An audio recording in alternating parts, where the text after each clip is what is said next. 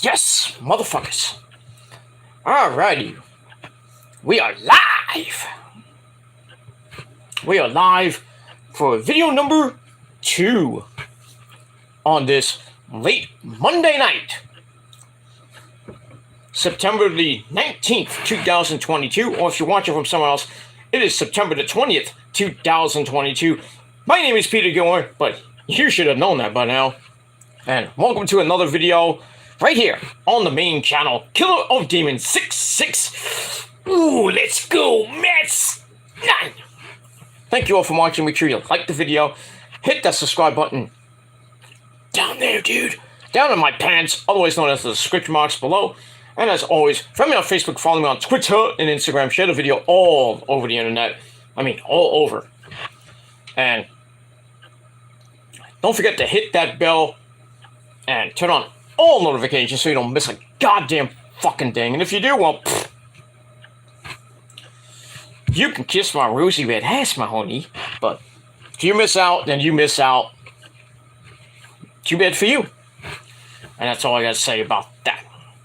So that's it. So, thank you all for watching on this beautiful, crisp, cool Monday night, September the 19th, 2022. Or, like I said, if you're watching from somewhere else in the world, it is now September the 20th, 2022. We got 3 days left of summer. Fall begins really Thursday night, but really officially begins on Friday. And it's going to be cold as balls here on in the Northeast on Friday. 64 degrees. Eesh. That's hoodie weather, goddammit. So break out the hoodies this weekend. Well, just for Friday. And it's going to get a little bit warmer by next week. So it should be kind of first official week of fall. The end of September. So, yeah. But it is what it is. And that's pretty much all I can say about that. So that's it. Alright, so on this Monday night, for video number 2 on the night, check out my first video from earlier in the day about Survivor Series having Mr. Regal's favorite word, War Games! At Survivor Series, for the first time in Survivor Series history, we got War Games for the men's and women's match on November the 26th in Boston at the TD Garden Arena. Should be good. I can't wait. Not I'm going. Just nice to see War Games finally, excuse me, finally on the roster. And that's that. Then I gave you a little bit of a raw preview. Talked about a couple things here and there. Just watch the video. It's down below in the description box. So go watch it on the Peter fucking Gilmore channel. And that's pretty much it. But anyway, we got that. Hope you had a great Monday, everybody. And if not, well, fuck you. Not so great Monday for you people in Puerto Rico and especially in the Dominican Republic now. And the Turks and Caicos are getting destroyed right now by not even super, but Hurricane Fiona Category 2. And very sad day in Puerto Rico. A lot of rain. Still raining in Puerto Rico. They don't have power, electricity. They don't have any power. No internet at all. So, my prayers still go up to Isa down in Puerto Rico. Her mom is still in the hospital. Was in stable condition. Now it's in critical condition. So, all our white light and our healing power, please put the prayer emojis in the chat or on Isa's social media for her mom. Hope everything gets better for her mom. She can be released from the hospital. And hopefully for the people of Puerto Rico, it's going to be days before they get power back. They say maybe about a weekend, depending on what part you live in Puerto Rico. But it's going to take months and months and months. I mean, months, maybe years, to get Puerto Rico back to normal. I mean, 5 years ago, they got hit by Super Hurricane Maria that just destroyed Puerto Rico. Isa was there, too. Oy. I didn't even know Isa 5 years ago. Now I've owned it for a few months now. but she's a ball of laughs. She's a great person. Subscribe to her channel, the NYC Demon Diva on YouTube. And my prayers go out to Issa and her dog, Becky. I mean, Roman. Sorry. I keep forgetting. It's Roman, not Becky. I'm sorry. She lost me when I said it. Anyway, but prayers to Issa and the prayers to all the people in Puerto Rico, in the Dominican Republic, now with the Turks and Caicos, and most of those island countries, maybe the Bahamas might get hit. Fiona is strengthening right now. It's going to be a super hurricane category 4 by tomorrow or by at least Thursday. And it's saying Bermuda might get a direct hit, but depends where it goes. It might be on the outskirts, like on the western side of the hurricane. But still, it's going to get destroyed by humongous rain, lots of rip currents. It's just going to be a mess in Bermuda. So if you're going to Bermuda, don't go. And if you're in Bermuda right now, get the fuck out of there. Please, for your safety, get out of Bermuda before you get hit with a Cat 4. Holy crap. And I'm not talking about a Firehouse a CD. Because there was the band Firehouse has an album called Category 4 with a Category 4 hurricane on the album cover. How crazy is that? Firehouse. We all remember Firehouse. If you don't know the 80s, early 90s band, they used to be around with Nelson. I've been listening to Nelson like this past weekend into today. Good Lord. What is wrong with me? I'm listening to Nelson when I should be listening to like Slayer! Fucking Slayer! You know? But I gotta love my 80s. And Firehouse is a band, yes it is. Go look them up. They're great. Great, I mean, I think, well, I've only know the 4 albums they've had. They have more, but I only know the 4 main ones. But I don't even know if they're around still, but I think they are. I have to check them out. But they have a couple of good songs. The first album, this amazing album. Don't Treat Me Bad. When I Look Into You. No, not that. What's the name of that second song? No, it's Don't Treat Me Bad. It's the first one. That's the main one. The other one is, no, it's not Prince Ali. I'll be a bra, whatever. I think the second one is, it's on the tip of my tongue, too. Love of a Lifetime. That's the second one. That's an amazing ballad. I think they have a third one, but I can't remember it off the top of my head. But Firehouse is a great band. Great band. Love them. Especially that solo in Don't Treat Me Bad. That's an amazing solo.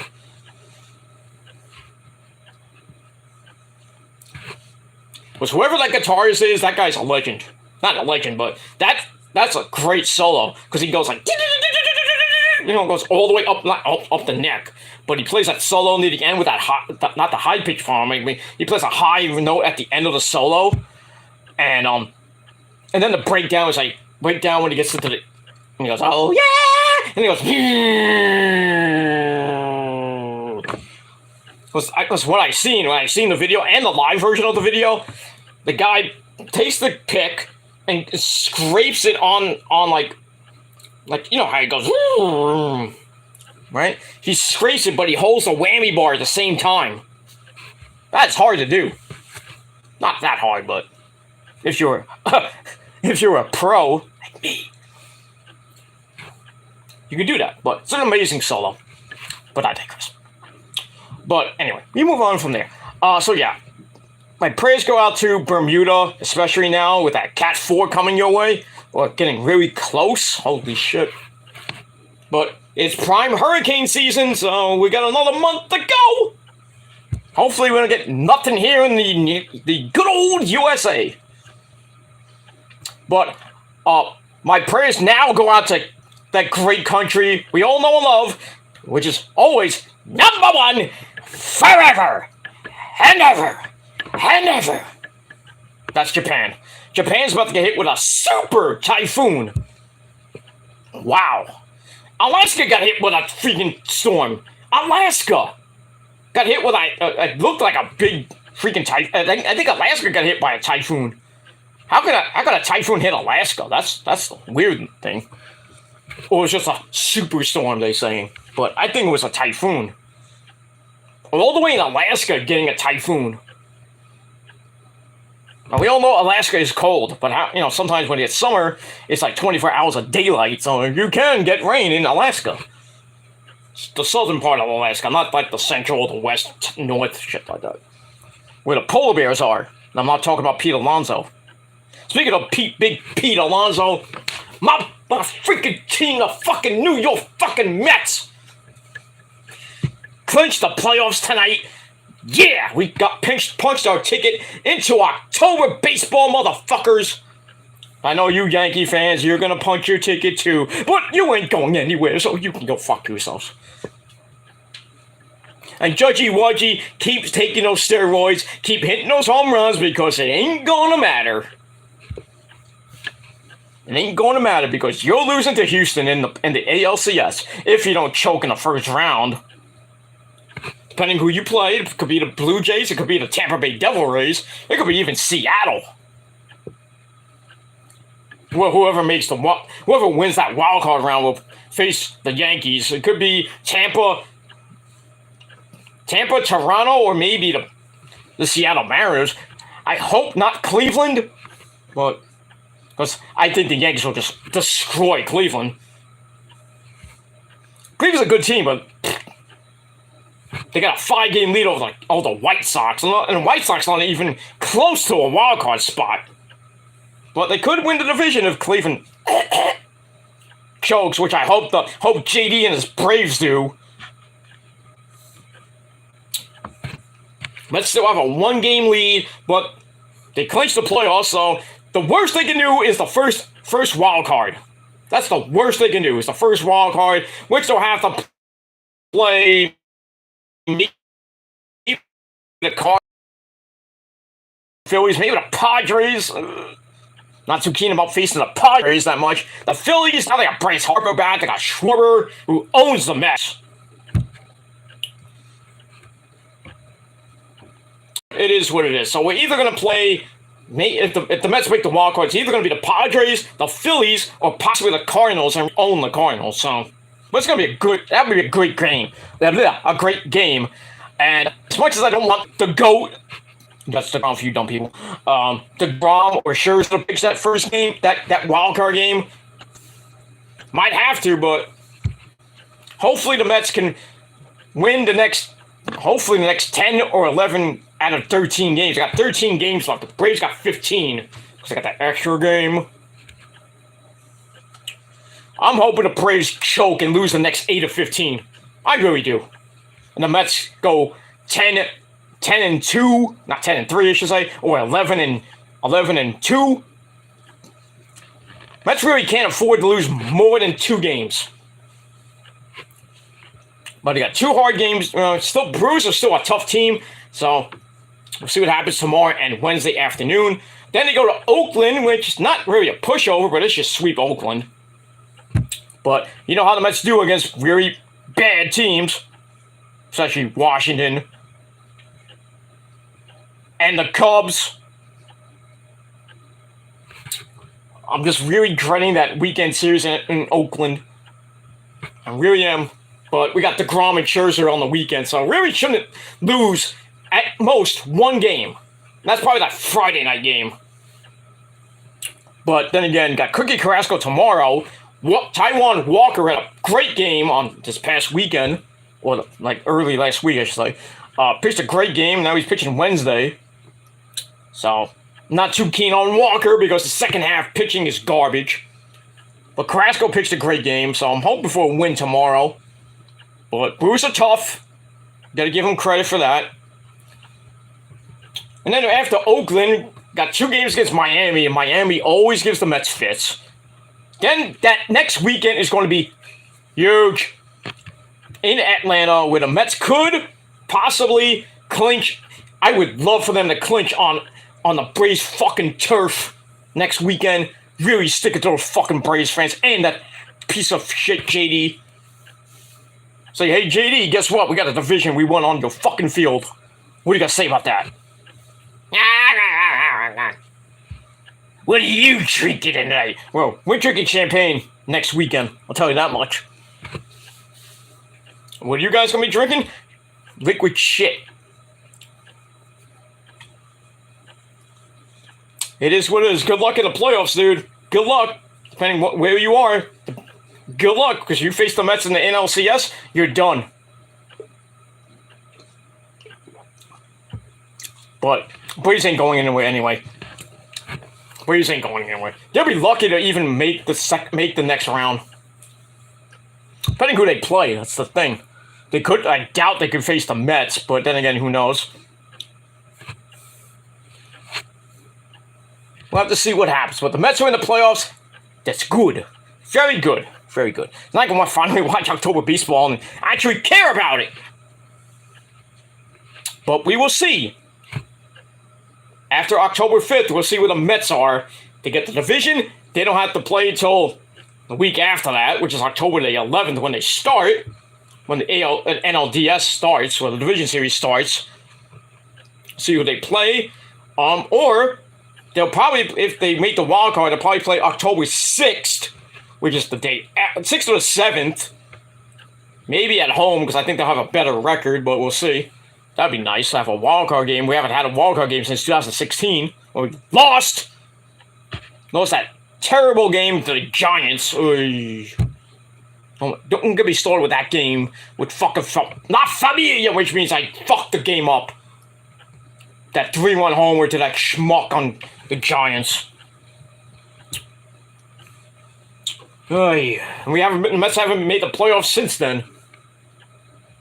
But now we're in the playoffs. Now we're gonna do damage. We're getting healthy people back. We got Tyler McGill back tonight.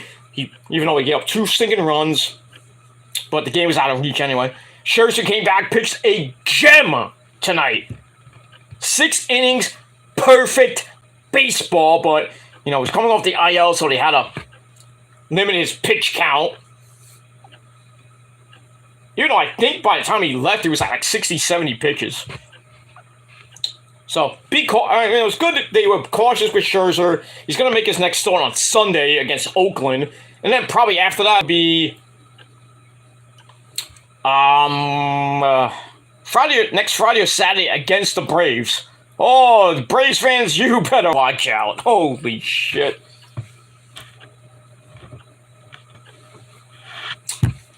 That magic number might come down by the end of this week. Well, next week maybe. Because the Braves keep winning and the Mets keep winning, that goes down by 1. So it's 15 now. By this time next week, 14, 13. Well, the Braves have a game on Thursday, so hopefully they lose and the Mets are going down 2. Well, really it's 1.5, but 2. So could go down to 13 by Wednesday, possibly down to 11 by Thursday. 9, 8. Probably by Sunday, maybe it could go down to 7. And then the Mets are off on the 26th. 6, 4, and 2.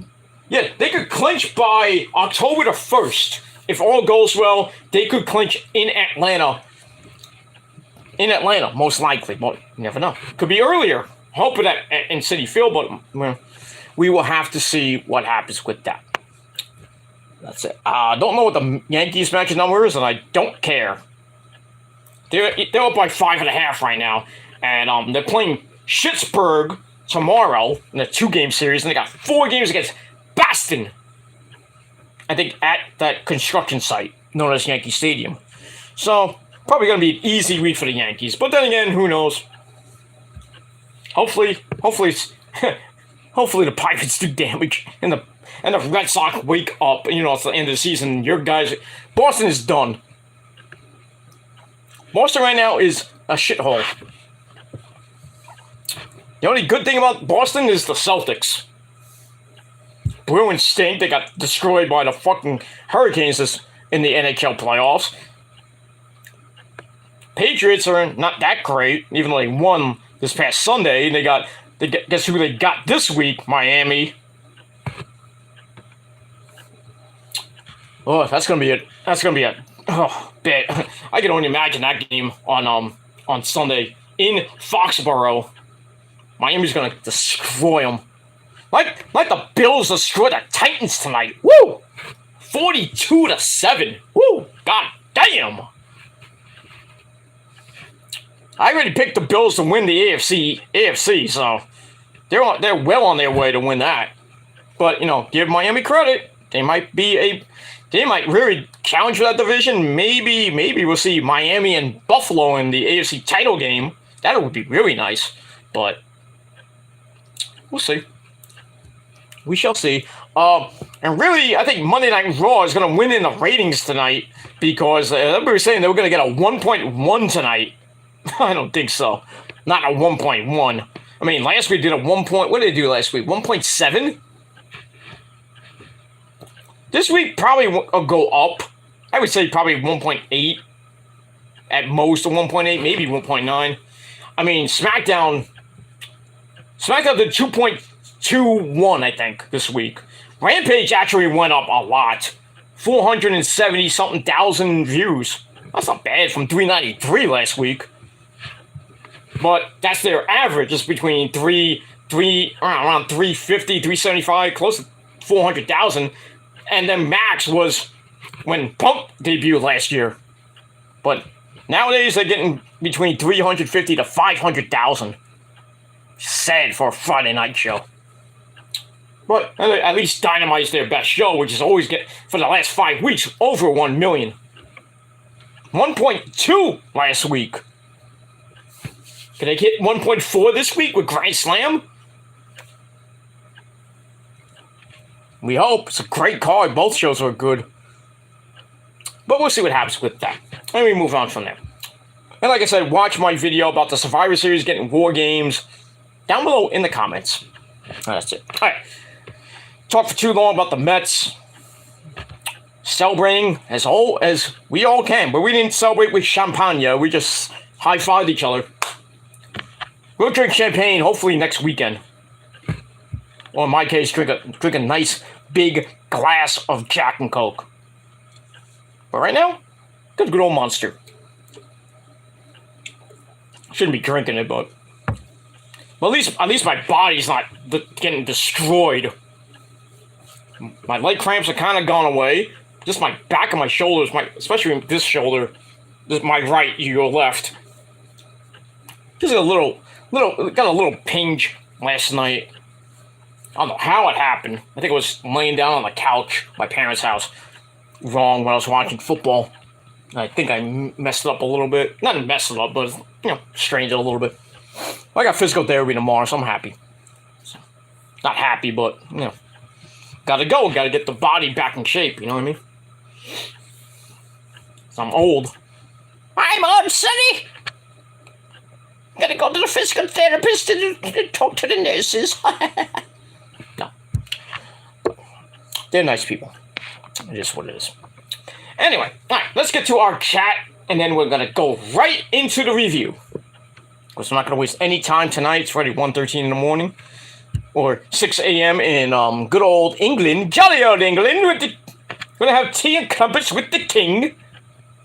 Not the queen anymore. I did see the funeral for Queen Elizabeth II today. It was really sad. The end of an era and end of a monarch in England. But a very nice procession and everything. I didn't watch all of it, but I saw some highlights on CNN.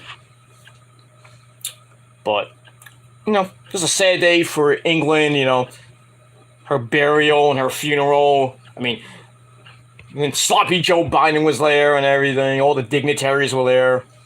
Prince William and Prince Harry were there, and the kids and everything. It was a sad day.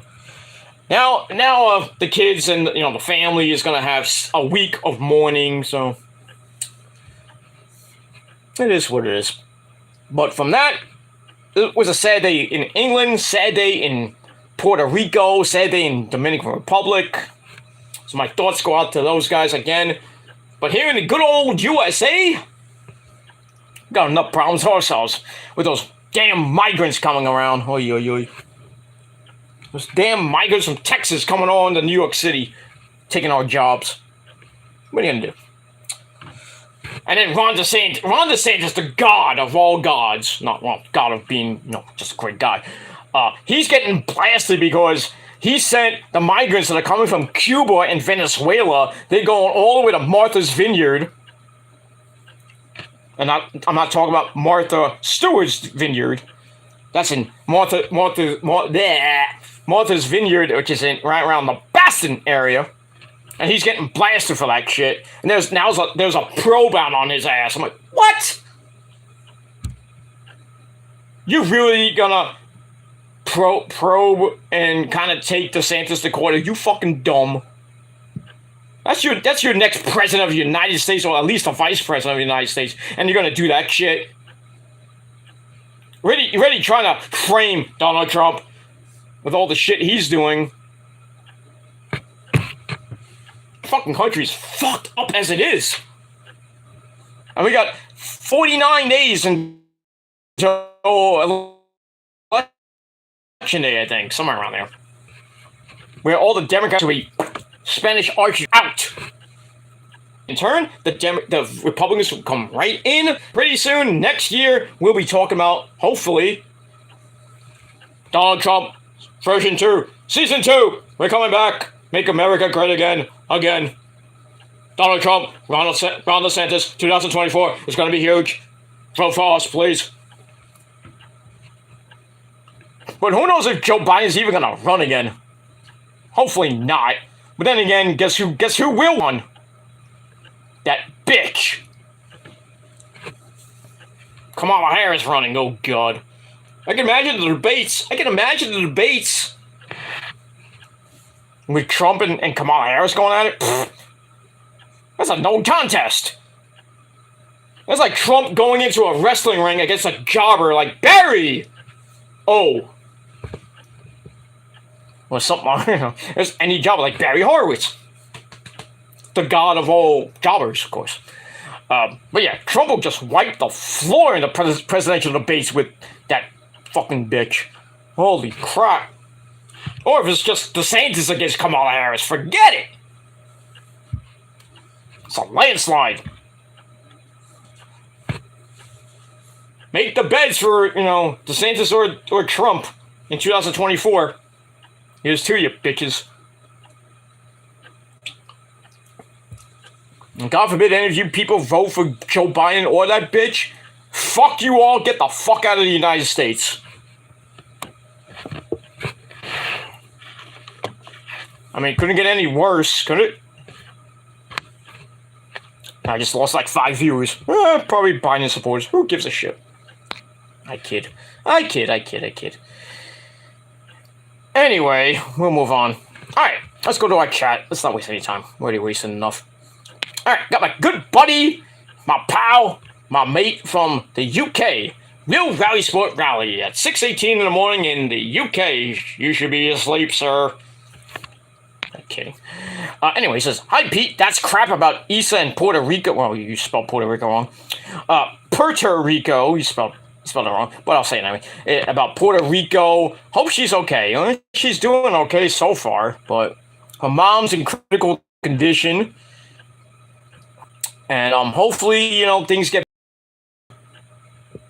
But for everybody else to go, it was going to be a long time to recover.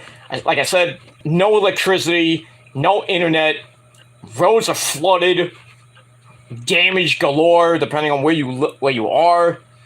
I mean, there was a bridge that was put up during when Maria was, well, after Maria hit. It was like a temporary bridge, and that got destroyed.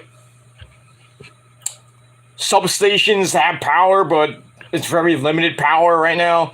Some people in Puerto Rico have power, but not a lot. It's like over 1 million people are still without power right now. They can't even drink water because the water's dirty.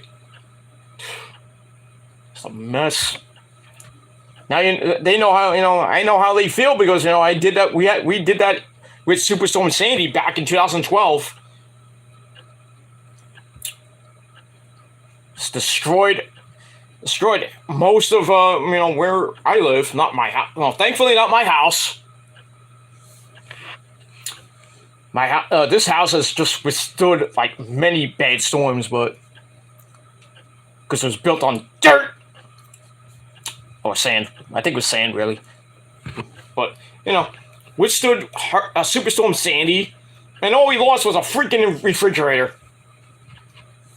Could have been much worse. We could have lost the entire house. Could have been underwater with us in it. But thankfully, we got rescued by the great fire department. But it is what it is. I got scared because I thought the house was going to go under. I'm not a great swimmer. Rosa is. She could have saved my life, but But we didn't have, the resting cat wasn't around, and my other cat wasn't around. We didn't have pets, but like I said, the only thing we really lost was a refrigerator, and then we got a new refrigerator like 2 weeks after Sandy hit. So, well, after we recovered and the power went on, all that shit. Got a nice new refrigerator that I didn't even have to buy. We got it. So, but it is what it is, and that's the. The only funny thing about that is when we got rescued, I got nervous because Rosa they had to take Rosa. I mean, lift Rosa. Rosa's not. Shh, she's sleeping. Don't tell her. But yeah, I get up pretty easily. So the water was like up to my feet, and I just went gingerly down to where the fire department, the people at the fire department, picked me up easily because I'm 145 soaking wet. But put me in the boat. Then I got nervous because they had to take Rosa out. Rosa's a big girl. That's just not big fat girl, but she's 165, 170 at most. But so I got nervous because I thought they were gonna drop her. I was like, don't drop her. But eventually, they got her in the boat. The boat's like a dinky boat. I was like, it's like, Jesus Christ, we're going to probably break this boat. But eventually, we got in the boat.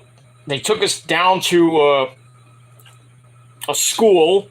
Not a big school. It's like a dinky, one of those charter schools or whatever you call it.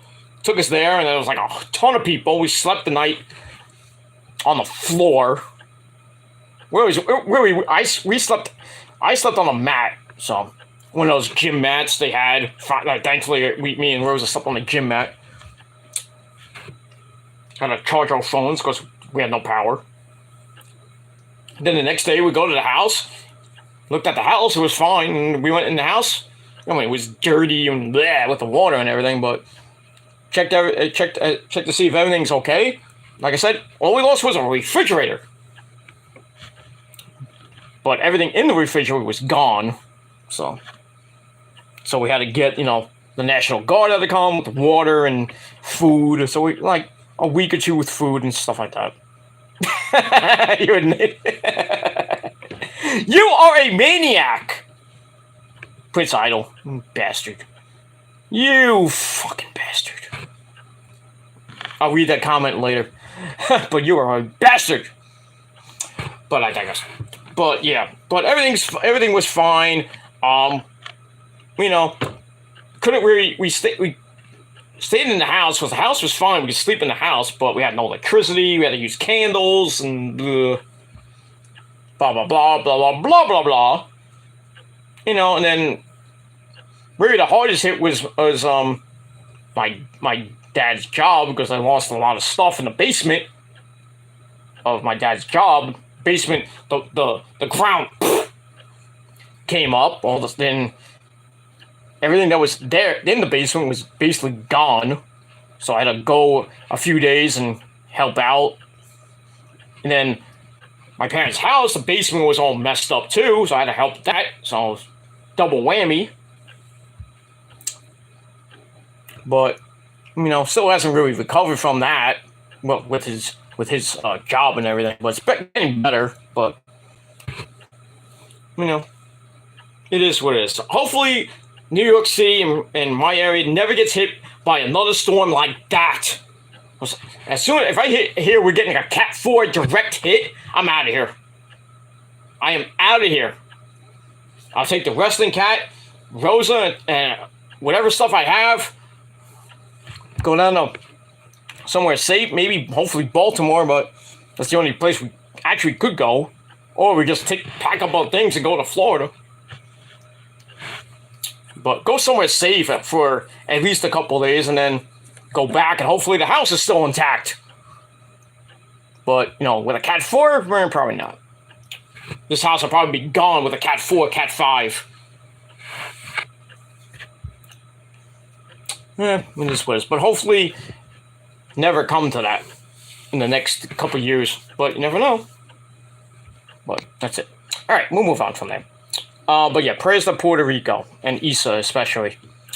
Anyway, Miss New York City Demon Diva live streams. Yeah, she probably won't be back for at least a week or two, depending on if her city where she lives gets power back and internet back. Right now they don't have power or internet. But the same Puerto Rico may get power back, or some parts might get it back by the end of the week or going into this weekend. So I would dare to say Issa may be back next week. God willing, hopefully she'll be back next week or possibly sometime in October. So maybe, I don't know if she'll be back for Extreme Rules. But I would say by Halloween, I would think she'll be back. I think Puerto Rico will get power and electricity and internet back by then. So sometime, I would say sometime maybe next week or definitely sometime in October, the lovely Issa will be back to grace us with her presents. Sorry. I'm sorry. But prayers to Issa, that's all I gotta say about that. Alright, we got my good buddy Sloan Ali, Prince Idol.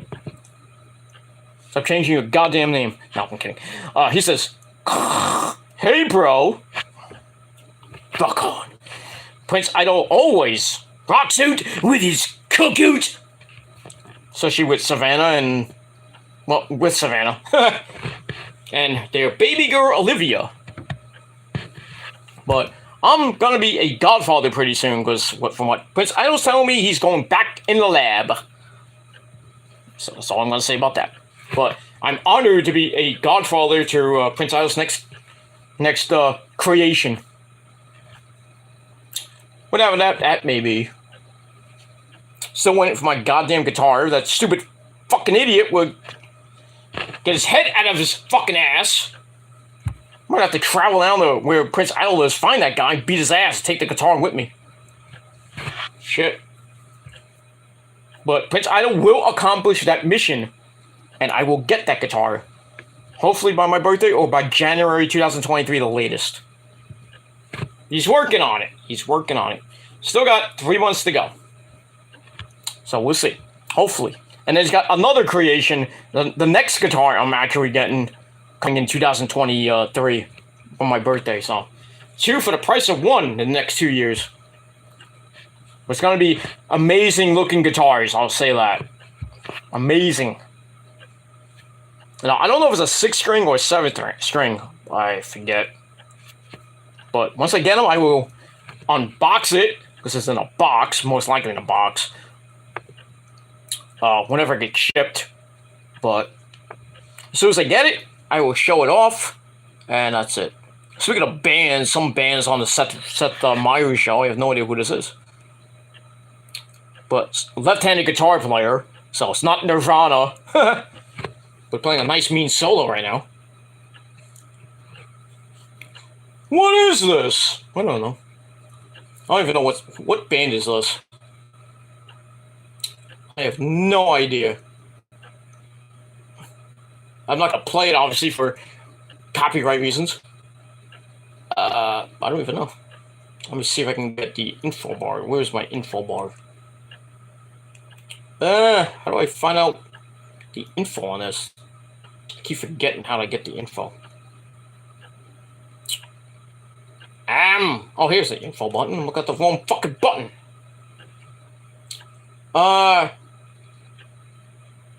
Courtney Barnett. Well, it looked like a guy was playing the guitar.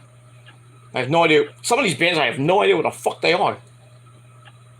I know Blackpink was on the Jimmy Fuck Kimmel show.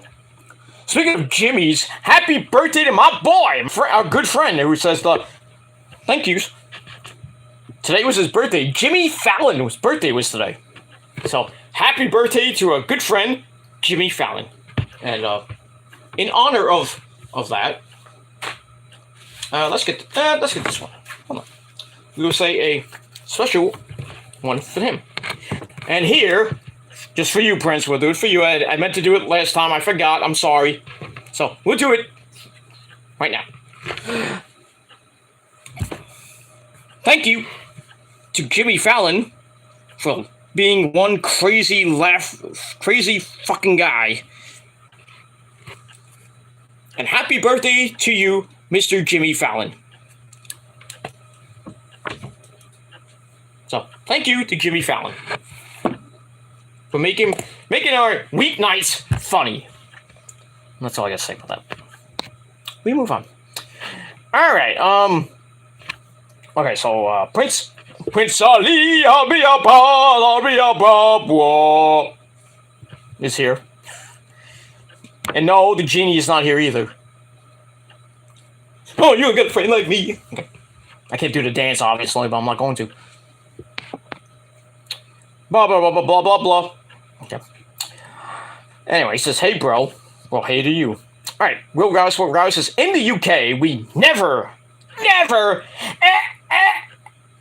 ever get hurricanes. I've had one earthquake in 40 years. My house started shaking. Scary shit. Well, could be worse. I mean, could be worse. It could be Mexico. Mexico had a 7.8 magnitude earthquake today on the anniversary of I think it was on the anniversary of the last two earthquakes they had, and they were bigger earthquakes. 7.8 on the Richter scale. And freaking, I saw highlights of it on the news, and like the freaking like they were doing like a ceremony, and like a priest was there, and he's like doing this while the earthquake's going on. I was like, what the hell? And then people are just like holding each other, and like all the buildings are freaking shaking. I'm like, scary crap. But yeah, could be worse. It could be in Mexico or in San Francisco. Of course, California is prone for earthquakes. I haven't got one in a while. I haven't heard one in California in a while. But they got enough problems with the trees getting on fire and shit. The wildfires in California, because it's like 116 in Sacramento. Jeez. But now they got hit by a humongous rainstorm. Not that's gonna help much, but it is what it is. But yeah, not many, and you don't really hear earthquakes in England, except that a fat guy just starts walking down the block because he's fat. He's fat. The son of a bitch is fucking fat. I make him bleed with my Scott Steiner math. I digress. But at least you survived the earthquake. Hey, I survived hurricanes, dude. Hurricane Gloria, Superstorm Sandy. Crazy enough storms here in the Northeast. In my 45 plus years of living on this goddamn planet and in this goddamn fucking state. Well, pretty soon I'll be leaving this godforsaken state and going to DeSantis' country. But by the time I get there, he won't be there. He'll probably be in the White House. Yeah, maybe I should move down there. But no, I'm most likely going to the Sunshine State in the next, I don't know how many years, but I don't know how many years we might have left in Casa del Gilmore. I would say 5 to maybe 7, 10 years left. But who knows by that time. But I might move and then I have to come right back because my parents will not getting any younger. My dad's birthday is in a couple weeks. At the end of October. Same fucking day as Kelly Osbourne's birthday. I told you I'm the adopted Osbourne. Oh, Peter Gilmore, I love him like a son. Sharon!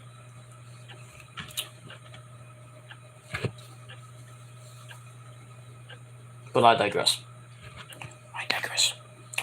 Oh, but yeah, the earthquakes are scary shit. Especially, I mean, tornadoes are even scarier. If you live in, like, well, not Kentucky, Kansas, Oklahoma. Oh! Oklahoma. God, Oklahoma.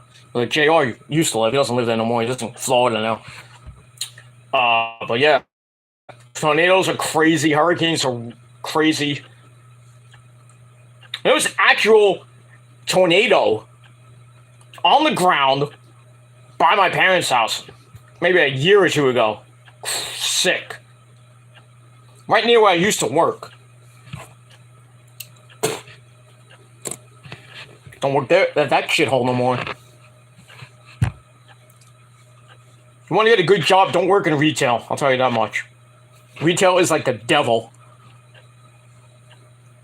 But if you work in retail, God bless you. Don't have to do that no more. I got a good job now in music. My dream job. Motherfuckers, my dream. People said that I'll never work in music. That I'll never amount to anything. But guess what? I achieved my dreams. I followed my dream, motherfuckers. I followed my dream. And I'm proud to say I've known many bands. And I have discovered some bands too. December's Fall. One of them. Sugargrass, which broke up, but I discovered them. I even discovered In This Moment. So, and I met a lot of great people in the music industry. And I have helped out with, the music industry doing various audio engineering stuff, filming videos for certain bands like December's Fall. I have directed a video for them. And I have gotten credit for it. So, say I have no life. I don't have a job. You don't know me from a hole in the wall, you sons of bitches. But I'm blessed. Like God Almighty himself. I'm better than you, and you fucking know it. And if you can't handle it, too fucking bad. Because you'll never be better than me. Never. Can't kick me off this platform. You can't even kick me out of life itself, so.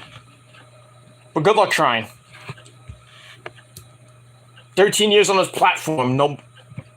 2 people have tried and failed. But to that guy, you're done, sir. Goodbye. Eat a dick. But you probably like that, so don't eat my dick. But you will be eating a dick pretty soon. By a guy named Tyrone. Call him. Keep stalking women. See what happens to you. But I digress. Anyway, we'll move on. Blah, blah, blah, blah, blah, blah. Alright. Rowdy says, is Firehouse a band, Pete? You're asking a college DJ that question? Yes, it is a band. I'll be nice to you. And it is a band. Go look it up. Go look them up. They're great. I think they're great. They are great. First album was great. Two possible. I think they have 3 good songs on the first album, but I only do 2 of them. And that's Don't Treat Me Bad, and the other one is Love of a Lifetime. I have a 3rd one, but I can't remember it. But look them up. Tell them Peter Gilmore sent you. That's all I gotta say about that. I don't even know if they're still around. But great, prominent 80s hair metal band. Early 90s, too. Before grunge just destroyed it. But, you still had bands like Nelson around. Those good Christian boys. Right on. But it is what it is. But Firehouse is a great band. Check them out. right, we got Prince Ali, I'll be up, in the chat. Where he's Prince Idol, but he always changes his goddamn name, like Ruby Sky changes her underwear. Yeah, Ruby Sky's in Italy now, so she's like cheating on Matt Hardy in Italy with those Italian dudes. Well, she is Italian. Well, she's Puerto Rican, but she's Puerto Rican, but she can get this Italian dick. You know, she's way too high maintenance for me. I still bang and leave. Just hope she don't get pregnant. Good Lord. Speaking of Channel 4, I got Channel 4 on the late news. Well, it's 1:40 in the morning. Usually they replay the news and they talk about Puerto Rico. 1.3 at this. Well, I don't know if now, but 1.3 million people without power in Puerto Rico. That is, it's just bad. Wow. So, right now, I don't even think Puerto Rico's going to get power for at least a few months. At least 6 months, tops. Because they don't have, like, generators like we do. Like, they don't have, like, Con Ed. But anyway, yeah, the Turks and Caicos are getting destroyed right now with, tropical storm and hurricane warnings, and Santo Domingo, that's Dominican Republic, got hit tonight. Right now, well, I'm watching, this is like 11 o'clock stuff, 11:15 stuff. It was a Cat 2, but, you know, fortunately, it's not raining a lot in Puerto Rico right now. So the worst is over in Puerto Rico. Now the cleanup is going to take place. You know, the rivers are still cresting and everything. So hopefully by the weekend the water will start receding. But yeah, they're still getting about less than an inch of rain by the end of tonight. This is tomorrow. And yeah, by Thursday, it's going to be a Cat 4. It's going to be right near Bermuda. Oy. I think it's going to miss to the west of Bermuda. So, but it's still going to get hit with, like, rip currents and a lot of wind and rain as soon as it hits Bermuda by Thursday afternoon, going to Friday. Thank God it ain't here. That's all I got to say about that. Now to talk about the Queen. Taking crumpets with the Queen. Hello. Did you know, this is Michael Caine, did you know that you could save 15% or more on your car insurance by switching to Geico? Boy, I do a great Michael Caine freaking impression. Or the gecko. Oh, clicky. Michael Caine, I played Alfred in Batman. Batman? Batman, you say. Move on. Anyway, yeah, so Prince Idol, whatever the fuck you want to call him, is here. He says, okay, bro. Then I'm probably going to get lambasted by this comment. But it is what it is. If you're watching right now and you're looking at the chat, good lord, this guy's a maniac. But anyway, Prince says, fat pussy is the best pussy. Just saying, keep rocking. More pushing for the cushion, right there, Prince. Yeah. I'll just say this: pussy is pussy, no matter what it is. As long as you're getting it and you're getting good pussy, you're fine.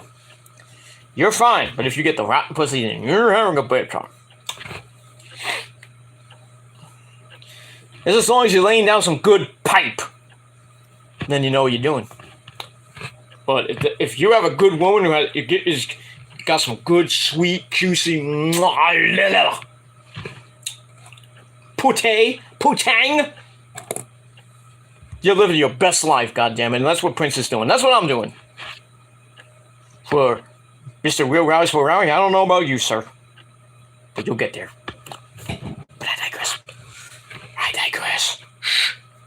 But here's how you can tell you can get good pussy. American Chinese. That's a joke. It's a joke. It's an old joke when I used to work at a catering hall. Back when I was like in high school. When I worked at a catering hall, I did a bachelor party for Japanese Chinese people. It was crazy. My first experience with like strippers and shit, and crazy party. Strippers came, I thought they were cops. I was like, oh great, we're all gonna get arrested. I'm like, I'm 16! I didn't do anything, I'm just working. Next thing I know, they're giving lap dances out. One guy's, you know, to one of the strippers. One of my coworkers like, hey Pete, come here. He's like, what? He's like, Pete, look. I'm like watching it firsthand, live porn. I'm like, holy crap. I wanted to join in, but I was working, sadly. Said Bender. I digress. But some of those strippers are kind of hot. Nice big boobies. But yeah. But anyway, I got a nice $50 tip from one of the Japanese guys. Can't beat that. $50 tip. You know what I did with that money? I didn't go to the sushi bar. No, I'm kidding. I saved that for my vacation. Back in the day. Went to Virginia. Or Virginia. That's a great state known as Virginia. But I only lasted at that job for like 2 months. Because they laid me off, bastards. But I had a good time. Had one good night. And that was that stripper party. For those nice, great people from China and Japan. Or Korea, I don't know. It was Oriental, like I said. Let's be politically correct. But, good time. But, yeah, pussy is pussy. That's all I gotta say about that.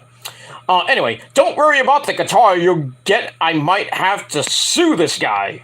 Oh, boy. Do what you gotta do, dude. Do what you gotta do to get that thing to me. You have to beat the fucking guy up. Kill the guy? Not kill the guy. I don't condone that. I don't condone violence and that type of thing. Unless you're actually getting beat up or something like that. Then, yeah, defend yourself the best way you can. But I don't condone killing the guy just to send a guitar to me, but... Do what you gotta do, Prince. Do what you gotta do. Now, I'll probably get clipped for just saying that, but I don't give a shit. Oh, Peter condones violence! He wants people to kill people! Fuck you. You take everything I say so seriously, Steve. But, you know, you clip it, turn it around, and like try to expose me when you can't. It is what it is. I don't condone people killing each other, unless it's in self-defense. But you know. But it is what it is. If you're getting attacked and blah blah blah, somebody's coming to kick your ass, then you gotta defend yourself. That's what I would do. I defend myself and defend my woman or my family the best way I could. If I get beat up, I get beat up. I get put in the hospital, I get put in the hospital. But as long as I live, I'm fine. But it is what it is. It is what it is.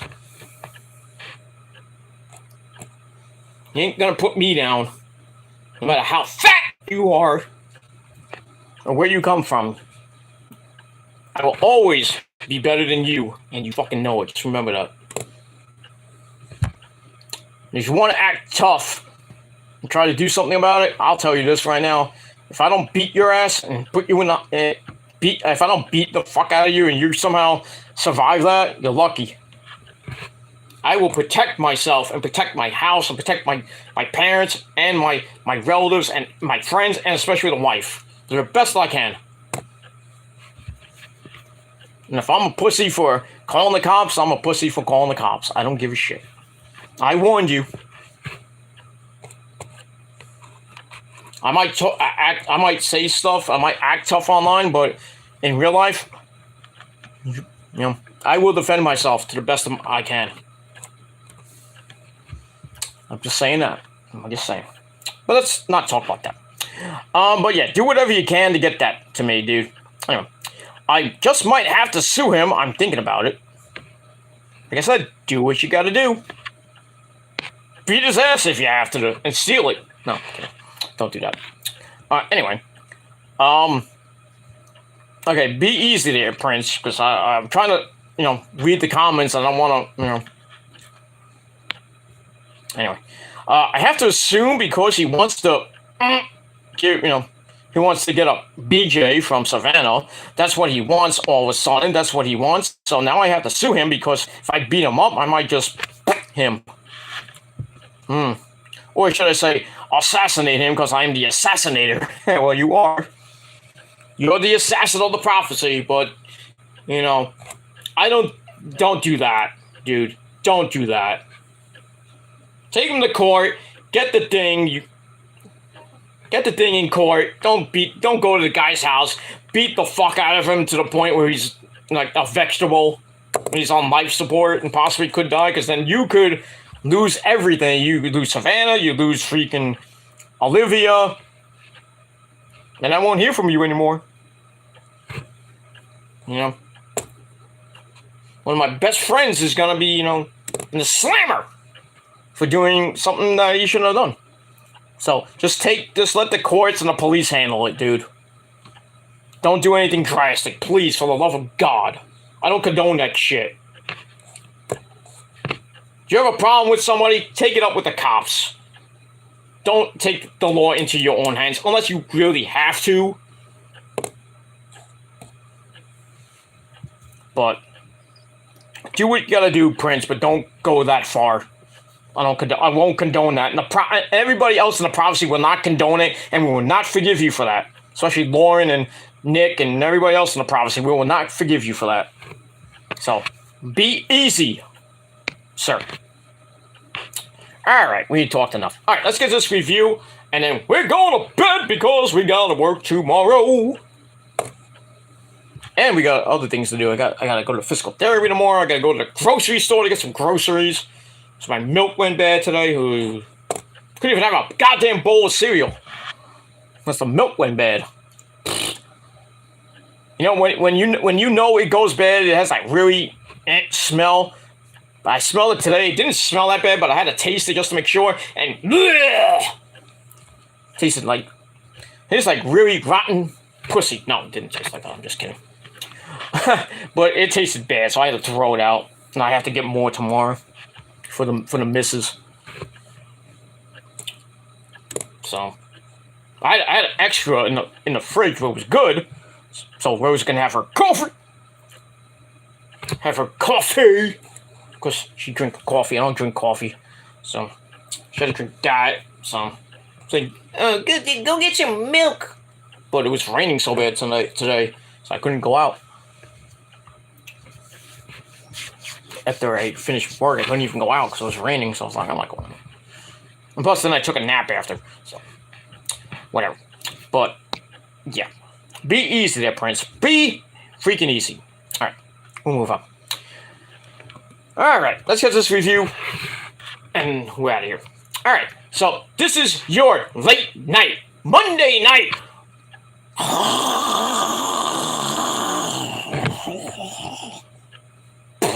Oh, I'm sorry. Your Monday night review for September the 19th, 2022. We are 3 weeks away from our next event, Extreme Fools, coming your way October the 8th, a Saturday night, October the 8th, from that shithole known as Philadelphia, Pennsylvania. Even though it's ECW country. What is. And no, Joey Styles will not be there. Oh my God! Sorry. Alright, so we're 3 weeks away from that. So we're still formulating some matches. We already have a few matches announced already, besides Liv Morgan and Ronda Rousey in an Extreme Rules match. But we got another match announced for the this crappy pay-per-view that nobody's gonna even care about tonight. And some other stuff going on for SmackDown and next week's Raw, which will be in Canada next week. Edmonton, Alberta, Canada. We should be in Calgary, Alberta, Canada. That's just me. Where my good friend Andre Corbeil lives. I think he lives in Calgary or Edmonton. But fuck Edmonton and fuck Calgary. No, I'm kidding. Just kidding. Love people. I love the people in Canada. Love them all. But anyway, so we got that. So we are from the SAP Center, or the SAP Center in San Jose, California. Bailey's hometown. So Bailey was coming home to a celebration for her and her group, Damage Control. The women's tag team champions, Sky Kai, Dakota Kai, and my third wife. Ooh, looking so fucking hot tonight. Io Shirai. Or Io Sky. I don't know who's her tailor.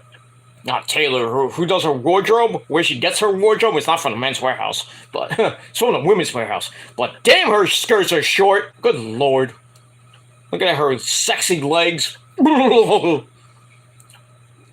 then seeing Asuka, 2 for the price of 1. But that's it. But yeah, Bailey's hometown, her homecoming, I guess, tonight. And tonight's show wasn't that bad, but my god, Hunter, what the fuck is going on tonight? What happened tonight? So many bullshit clusterfuck finishes for most of these matches. But I guess Hunter likes that clusterfuckery.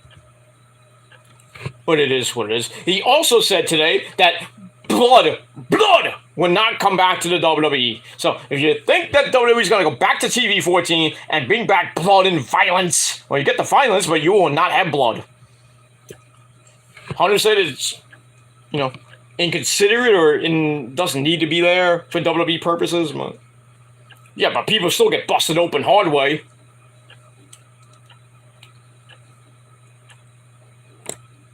It is what it is. Then you have schmucks go on and do the stupid streams, mislead the fans with their clickbaiting, saying, "Oh, blood's coming back! Blood's coming back, fans!"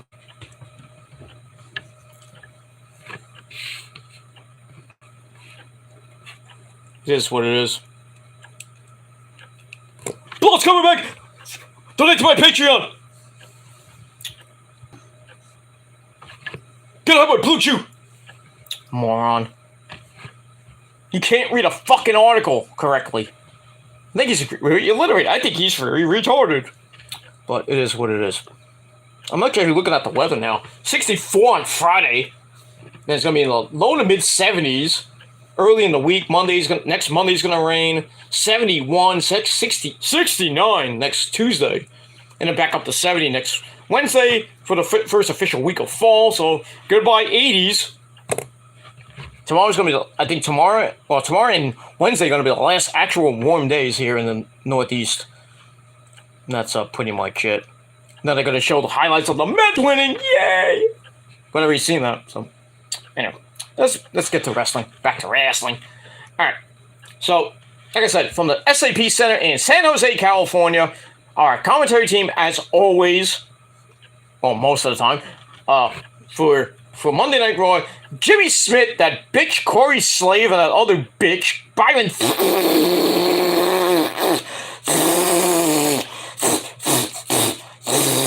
Saxton. 3 jerks. But I digress.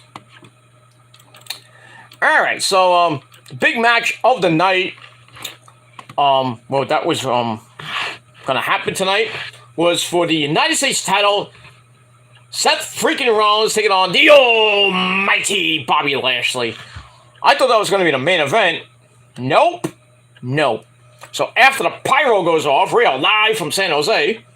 We start off with the United States title match. Seth freaking Rollins and Bobby Lashley, the almighty himself. So, get the big match intros to start. You never see that on a on a 3-hour show. Big time interview. I mean, they get the music. Then, you know, Mike Rome does his intros. You don't see that in an opening match for a title match. You never see that on Raw or SmackDown. Not all the time, but anyway. All right, so I didn't mention that this was going to get a lot of time, and it did. How long did this match go? Let me just back to my notes. 20 minutes. I thought it was going to last more than 20, but what 20 minutes? Even with the commercials. Really, the commercials I think lasted longer. Really, with the commercials I think it lasted like 30 minutes. What are you going to do? All right, so they start off taking their time, filling out props, not like that. Rollins has to slip away from Bobby Lashley's power. Lashley goes for a spear with the threat of a spear, sends Rollins to the outside, but then they go back and forth inside and out.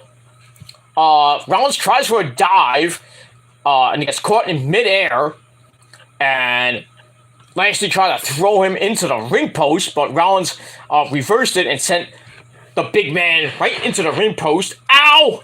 Head first. Ouch. They go back in. Rollins kicks away. You only have Lashley block the stomp. I mean, he went for the stomp, and like he was looked like Rollins was about to stomp him for real, and like he just like his foot just like stopped in midair. And then Lashley just like stood there like, So Lashley blocked it. Then he put his, by putting his hands on the mat. I guess that's one way to get out of it. Knocks Rollins to the outside as we go to break. Get my cursor here. We go to break, come back. Rollins works on the arm of the Almighty Champion. He sends that into the ring post for a little bit. Then a sling blade gives Rollins a near fall. Goes for the Fujiwara armbar, which really doesn't work. So Rollins improvises, hits a springboard knee to the head, put the champ down, goes right back to the arm. We get a short arm scissors countered with a big time power bomb by the champ. Goes for a charge in the corner and missed, and gets sent all over the floor. Ouch. Excuse me. Then Seth hits the suicide dive, but cannot connect on the second one. Actually, he hit the first one, then he hit the second one, made it even worse for the champ. But the champ comes right back with a fireman's carry into the ring post that he was going to hit earlier in the match, but he, Seth Rollins, like I said, reversed it. So he hits that as we go to another break. Then we come back. Lashley's elbowing away at Seth in the corner, hitting his own knee for a near fall. Ouch. They go up top. Rollins escapes the superplex. Hits a surprising running buckle bomb. I don't know how he picked that guy up, but because Lashley's like big. Not big, fat big, but guy's like 270 something pounds, I think.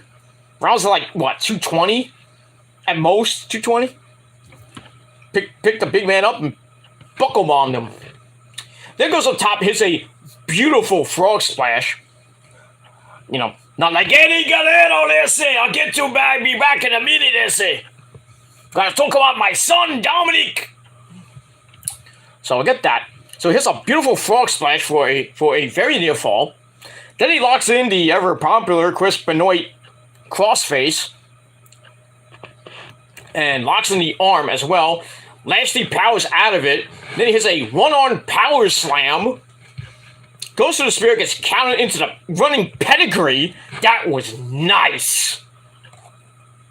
Like, it looked like Lashley hit it, but then he got hit with the pedigree at the same time. That was nice counter by Seth. Goes for the cover, gets 2.995. Then Rollins goes up top, misses the Phoenix Splash. He tries for the stomp and missed. Gets pulled right into the Hurt Lock. And then the referee gets staggered, or like something happened with the referee. Like they fell to the ground or something like that. And the referee gets like distracted, like knocked in the eye or something like that.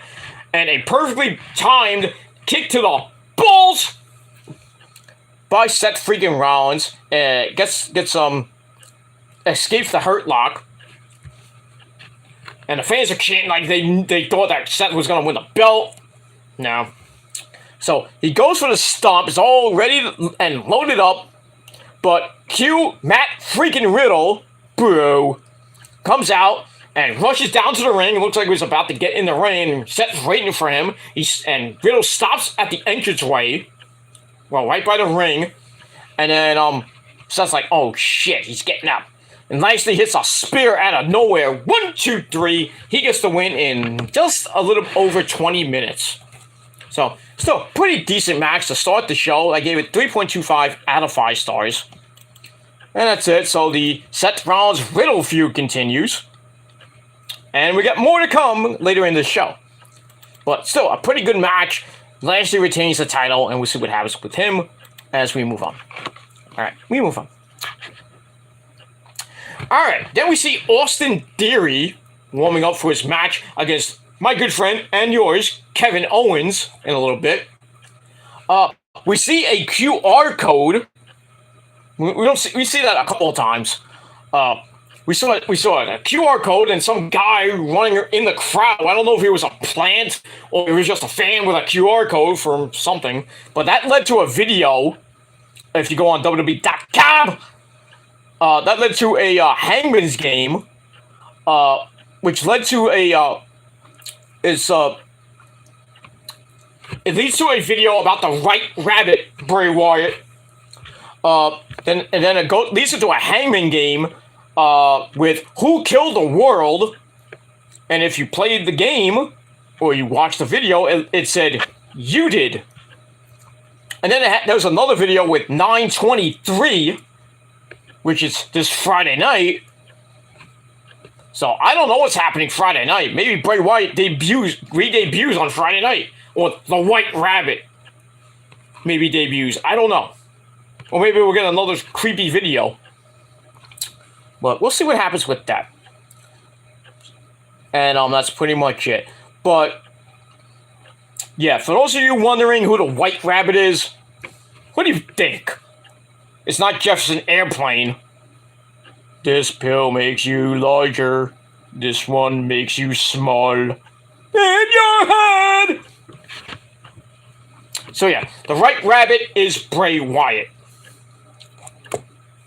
Most likely. Who killed the world? Bray Wyatt. No, actually, Thanos did that. So Thanos is going to debut on SmackDown. No, I'm kidding. Imagine. But I digress. Oh yeah, it's about the Matrix too. Which is crazy.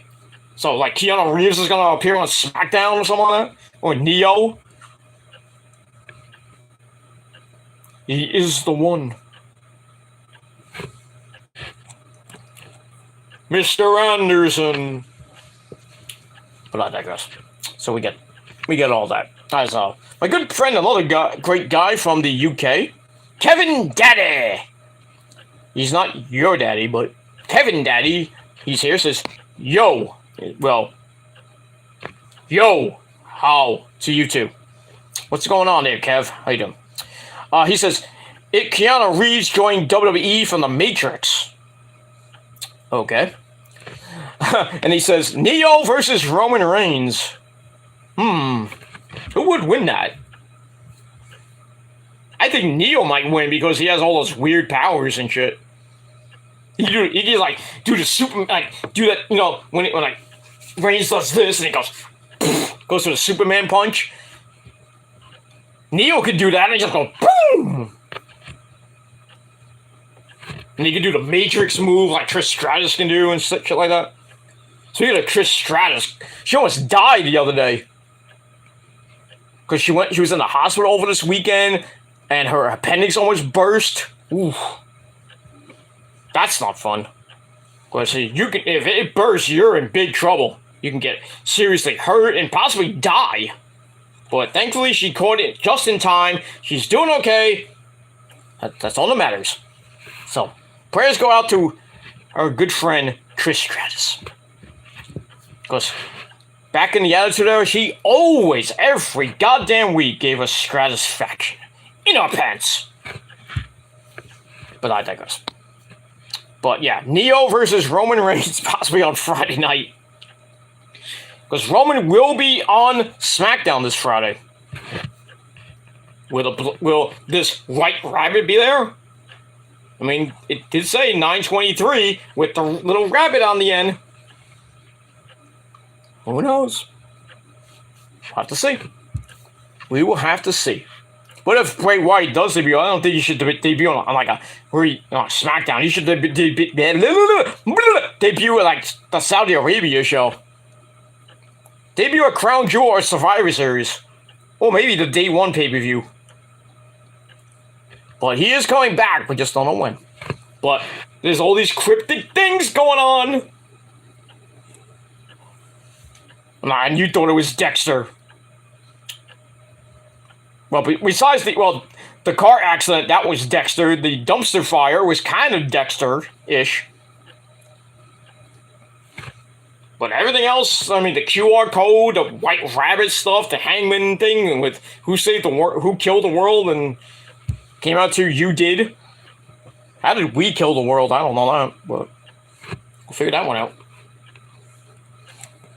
But yeah, it sounds like from what Kevin Daddy's saying and from what I'm reading on the dirt sheets, that it's kind of like a Neo Matrix type of thing. Weird. Anyway, yeah, he could debut at the Royal Rumble too. He might be in the Royal Rumble. You never know. Number 30. Number 30 could be most likely Randy Orton, Cody Rhodes, probably be Cody, or Bray Wyatt. And probably, yeah, Bray Wyatt might win it. He could be a possible favorite if it's not going to be Cody, most likely, or Randy. But I think whoever wins the Royal Rumble, if it's Cody, I don't know how it's going to work, because if they're thinking about Roman versus The Rock for the belts, how does Cody get the title shot then? Unless it's a triple threat match. Which would be weird, to have Cody versus The Rock versus... Or they could pull a WrestleMania 30 on us. Not like a WrestleMania 30, like kind of like that, but remember when Daniel Bryan had to face Triple H to get the title shot? And then he beat Triple H, then beat Randy Orton and Batista to win the double titles? The unified title? They could do something like that. Maybe Roman faces Cody. Well... Or maybe they could do on night 1, Roman versus The Rock. Roman wins, he beats The Rock, then he loses to Cody on night 2. You could do that. I don't think they will, but somehow, some way, maybe, or what they might do, Cody just gets a title shot. What I'm hearing from Joe Cronin and think that idiot JD, Cody can come back before... at the Day 1 pay-per-view, somehow get a title shot, beat Roman at the Royal Rumble, and then you got Rock versus Roman in just a traditional one-on-one match, which Roman will just destroy The Rock, and then you got Cody facing, I guess, the winner of the Royal Rumble, which could be Bray Wyatt, it could be Randy Orton, it might be Big E, but who knows. So between now and January, Roman could lose that title, but he's not going to lose to Logan Paul. He's not going to lose to Killer Cross, as much as I want Killer Cross to win that belt, but, probably fight, I think Roman fights Killer Cross either on a SmackDown or at the Survivor Series, unless he's in the War Games match. But then at Day 1, who does he face then? Does he face Killer Cross in a rematch? Or Cody comes back at Day 1? And that's where probably Roman will finally lose the title. If not the Royal Rumble. A lot of people saying WrestleMania, so... But why would he lose to The fucking Rock? Roman should just hold it for 3 years and then lose it. Take somebody like Cody or someone like Killer Cross. Something like that.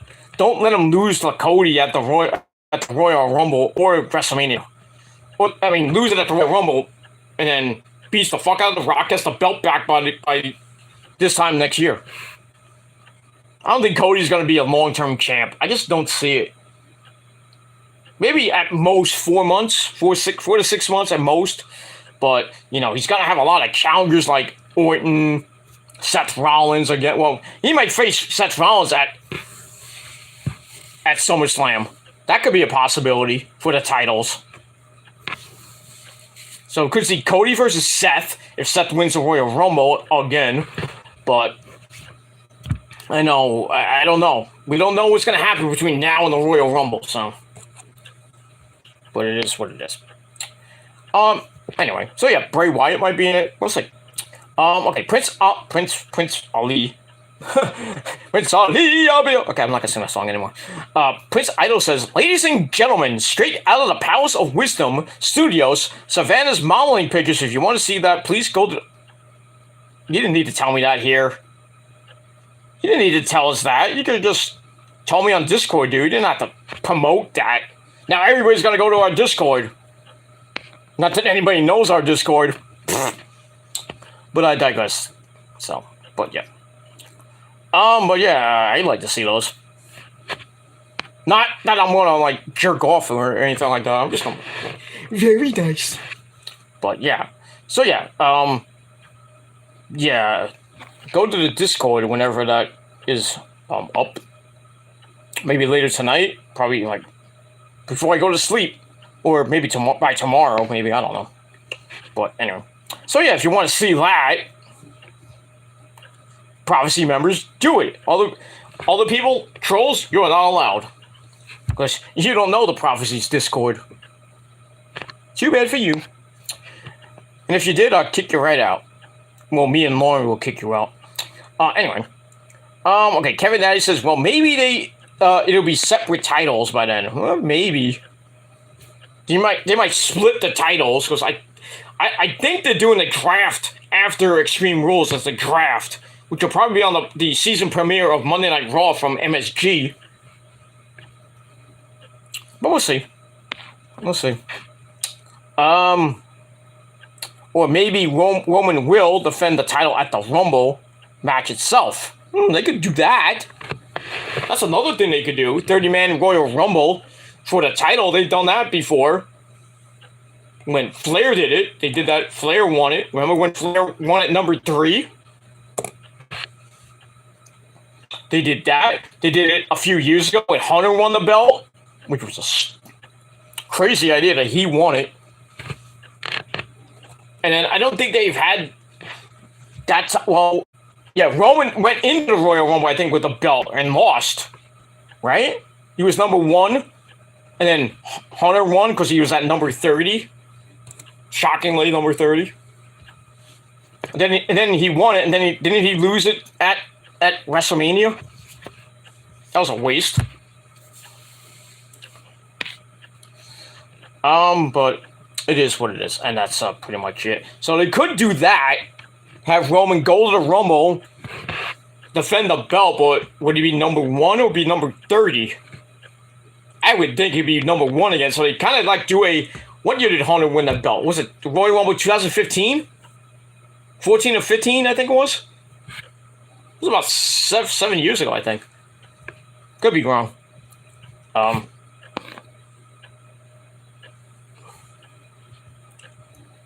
it is different. That's when Vince owned the company. But now Hunter and Stephanie, high step, own it. So they're probably gonna make Roman run through hoops just to keep the belt. They have no challenges lined up for him. None. He's not gonna be at Extreme Rules. Why would he be there? Unless I thought that he was gonna fight Drew McIntyre in like a TLC match or some type of hardcore match, maybe a cage. That's not happening. I'm thinking it's gonna be Killer Cross versus Drew in some type, maybe a submission match or a tables match. We'll have to find out Friday. Probably get the Street Profits versus the Usos. The Usos are gonna face the Brawling Brutes of Ridge Holland and Butch on Friday Night SmackDown. Obviously, the Usos are going to retain. And then, who's the next challenger is going to be? Most likely the Profits, probably for the final time. In a ladder match, I would do a ladder match. Don't make it anything else, like a tables match. Make it a ladder match. for the titles, and if the Usos win, then the Street Profits have to break up. Make it like that. Make it really hard for the Profits to win the match. Which they won't. I don't know who's gonna beat the Usos. I'm still thinking it's gonna be Kevin Owens and Sami Zayn, but now Kevin Owens has another partner now, and that's Johnny Gargano, otherwise known as Panda Express. If you follow PWG, you get that reference. But and the shirt that's out now. But I digress. All right, we'll move on. But yeah, we'll see what happens with Roman and the belts by WrestleMania. Where are we here? Blah blah blah. Okay, here we go. All right, Prince Idol says, "Don't worry, bro. I took the pictures, and she wants you to." Never mind. She wants me to do something bad right in front of Rosa. That's what I want. She wants me to do. That's why she does what she does. That's why she models. Okay, but I'm not gonna do it in front of Rosa. I'll do that with Rosa, not away from Rosa. No. When Rosa's away, I look at Asuka and Io's pictures. Thank you very much. And Kyrie. Sorry. But not gonna do that. Sorry, Prince. And act normal for once, please. I'm being nice. Can you stop with the stupid sex jokes? I'm gonna take your wrench away, dude. Cut it out. Did you drink today? What do you drink tonight? Because you're acting weird. You know, if you're being funny, don't do that shit. I'm being serious. But it's what it is. Alright, Kevin Daddy says, you had Vince's own company this different. Okay, broke more likely. Yep. Probably. Alright, we'll get back to that. Alright, let's get back to Monday Night Raw. Alright, so we had Austin Theory warming up, and then we saw the Bray Wyatt White Rabbit QR code come on the screen through the crowd as well. And if you scan the QR code, it leads to another White Rabbit Bray Wyatt thing. Playing Hangman, who killed the world? And the answer was you did. And then they had a 923 thing with the White Rabbit. So we'll see what happens on Friday Night SmackDown. This Friday night on Fox. Alright, move on. Alright, so after that, we get a look back at Damage Control winning the women's tag team belts last week. Io and Dakota Kai beating Raquel Rodriguez and the Bougie herself that's now injured, Aaliyah. So we got that. And speaking of Damage Control, our next segment, they come to the arena in a beautiful limo. They get out of the car. Then we go to break. We come back.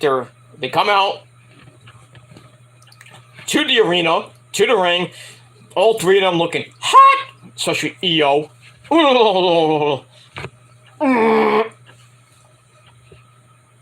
I had to change my shorts after that one. Oh, because her skirt was, and her legs. Oh, she can wrap her legs around my freaking waist. Or just have her legs and her gorgeous, sweet, luscious, right in my face. All night long. After I'm done with that, fuck, man. I would just finish with that and then just lay down that pipe. Good Lord.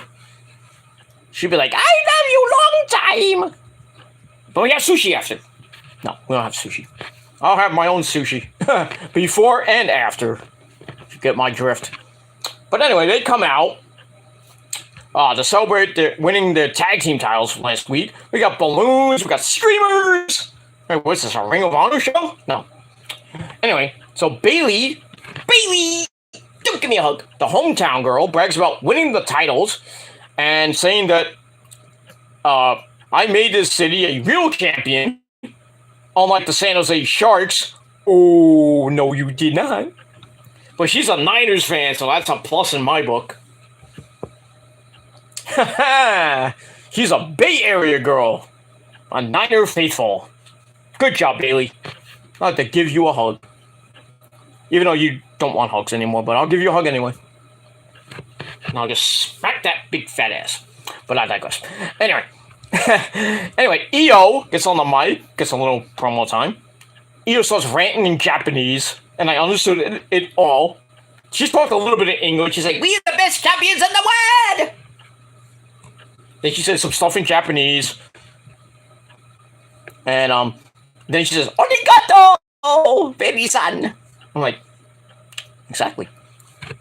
You want to know what she said in Japanese? She said, "Peter Gilmore, long time." That's what she said. No, she didn't say that. Then Dakota Kai does a mean-ass fucking savage promo.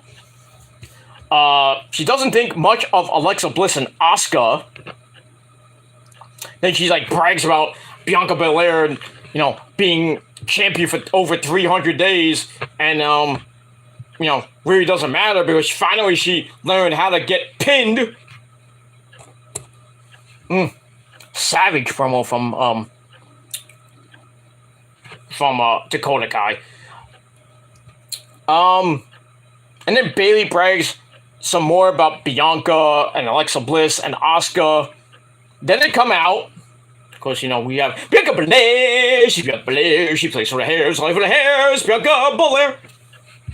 Then we have Alexa Bliss. We have Lexi come out. And the beautiful, vivacious, my first wife, Asuka, come out. With her new hair, by the way. No, it's not new hair. It's just more blue and more pink. If you watch her YouTube channel, Kama-chan TV, Yogato.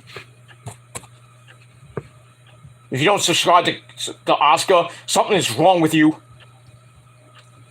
Fine. Anyway, so Asuka comes out. Nobody is ready for Asuka. I said my dick. So damn, my dick was out of tension for like, well, good 10 minutes. But you didn't need to know that. But anyway, so Bianca gets in the ring with Asuka and Lexi. Bianca says, "We weren't going to interrupt, but we didn't like you running your mouths about us." So Bailey kind of move back a little bit, and Bailey's not even impressed with what Bianca's saying. She starts mocking Lily, that stupid doll. So Lexi gets really mad about it, gets right to the point, saying, it's like, "Why are you so scared, Bailey?" It's like, how about you fight me right now or tonight in your hometown? It's like, and then she backs Bailey down and she says, "I may something about dogs, I think, something about like I bite too or something like that." I'm like, what's everything with biting now? Wrestlers are biters now. I mean, Ace Steel bit Kenny Omega. Everybody's a biter now, like where they took after Mike Tyson. "Hey, Mike Tyson, I bit Revenge away for his ear."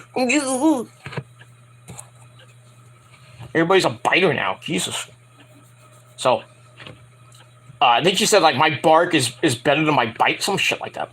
And then they back Bailey and her and crew out of the ring, and then Bailey gets right back in the ring, and Alexa Bliss drops her with a straight right hand.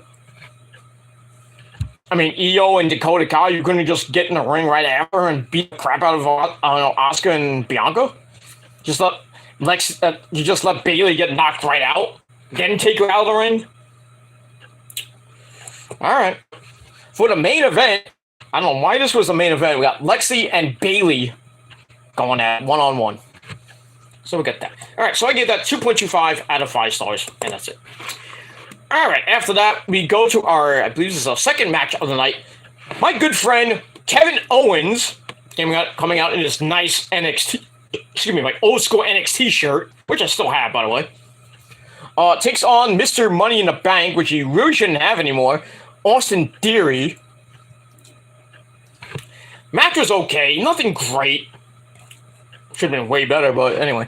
Austin jumps Kevin before the bell because he had the mic and I don't even know what he said. I didn't care. Gets in a shot to the knee.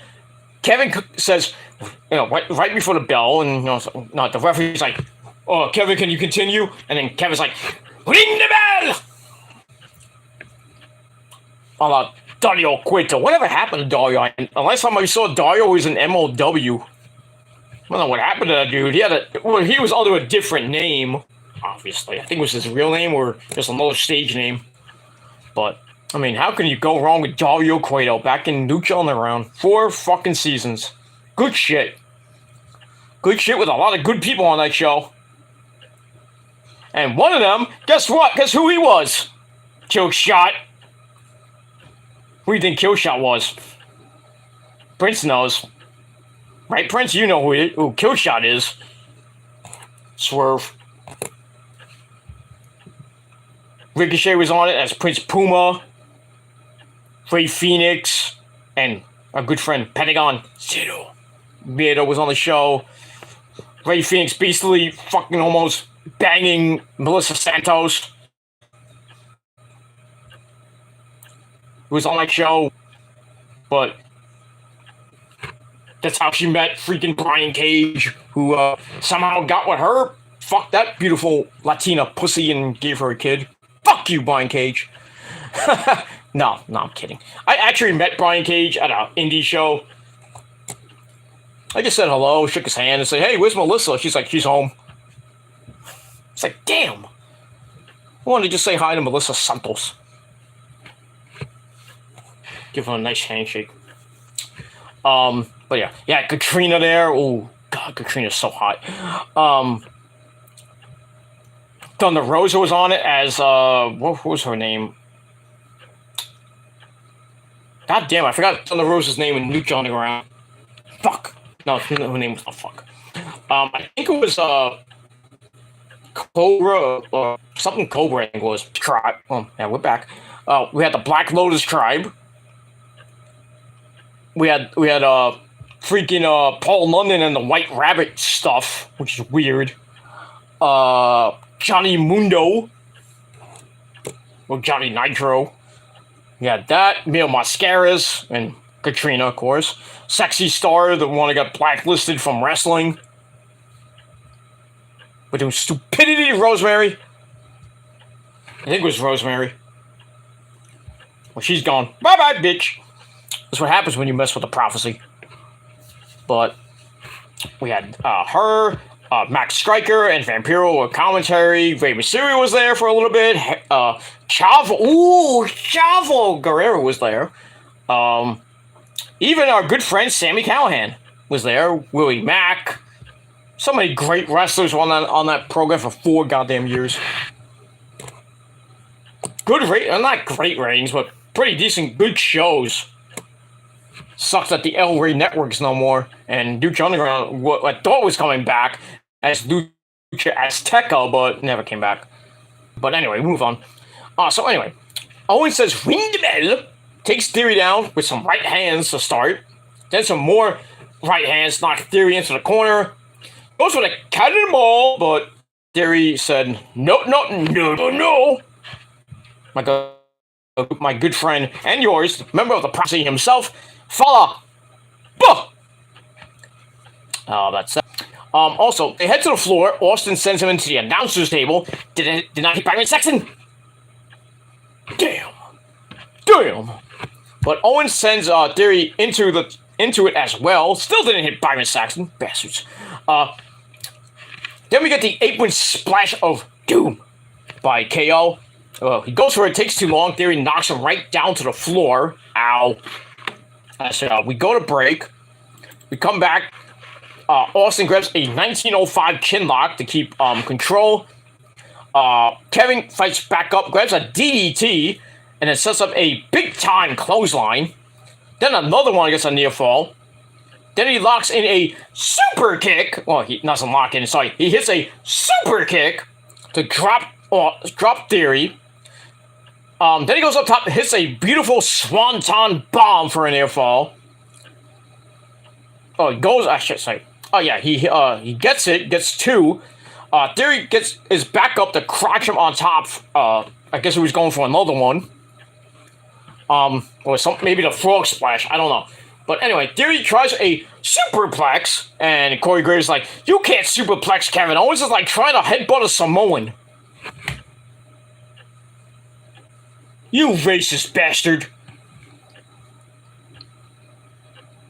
This guy, I really want Corey Graves to get fired or released.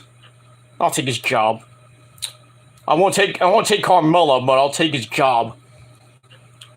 But, you know, if Carmella was offered to me, I would probably hit and pass. I'm gonna get out of here, you Staten Island trash. You're worse than Angelina. Oh, Vinny will love that.